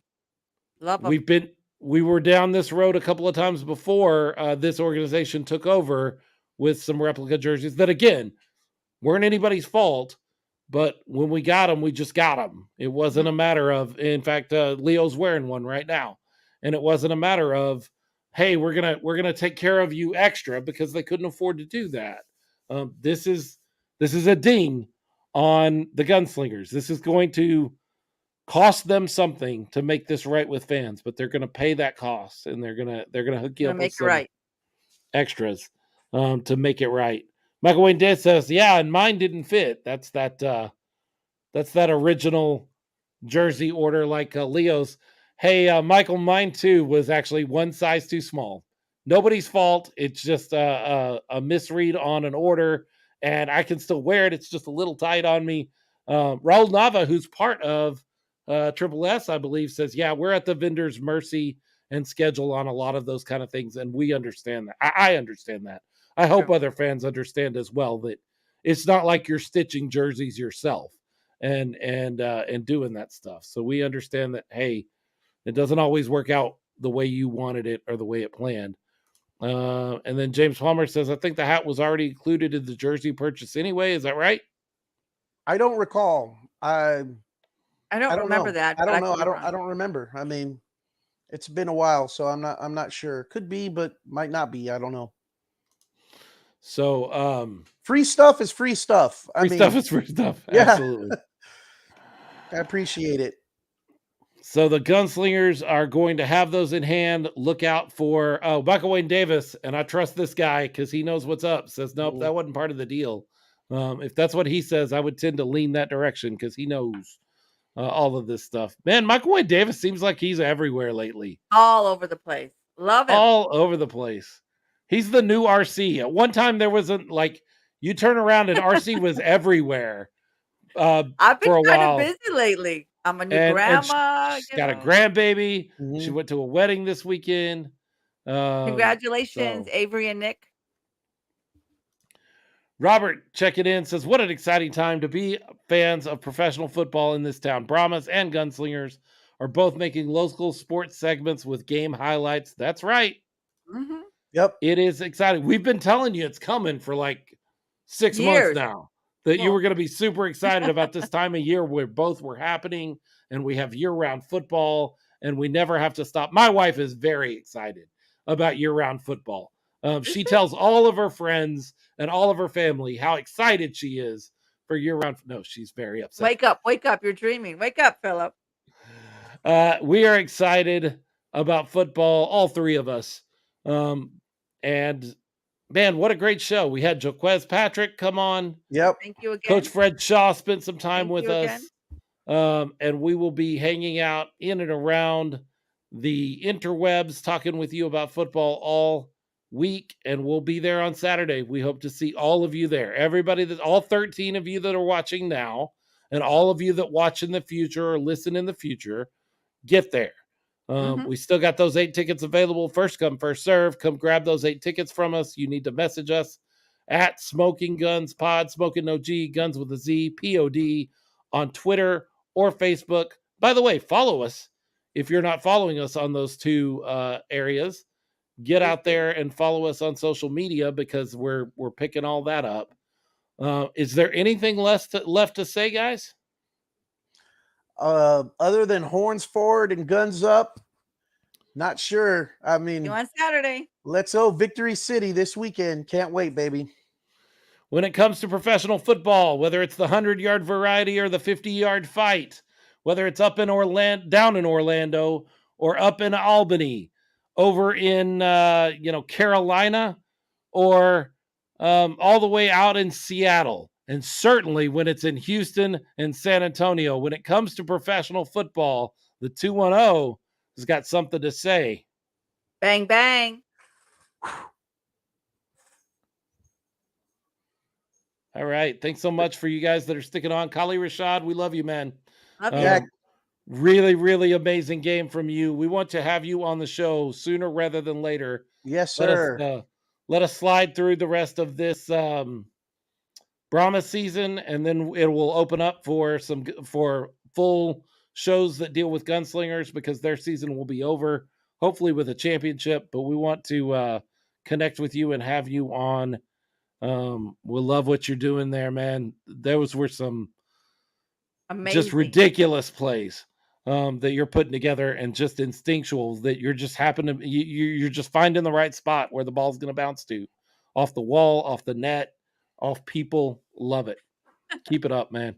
Absolutely. you. Can't wait to have my Rashad Senior jersey on my back. And thank you to all the fans who come on each and every week and interact with us. You guys make it a lot of fun. We enjoy having you, and we really appreciate you guys following and sticking with us. Yeah, For thank you sure. so We're gonna much. let RC go and do her thing, and we're gonna let the rest of you guys go. We'll see you on Saturday. Wherever we see you, we'll see you. Take it See easy. you on Horns Saturday. forward. Guns up.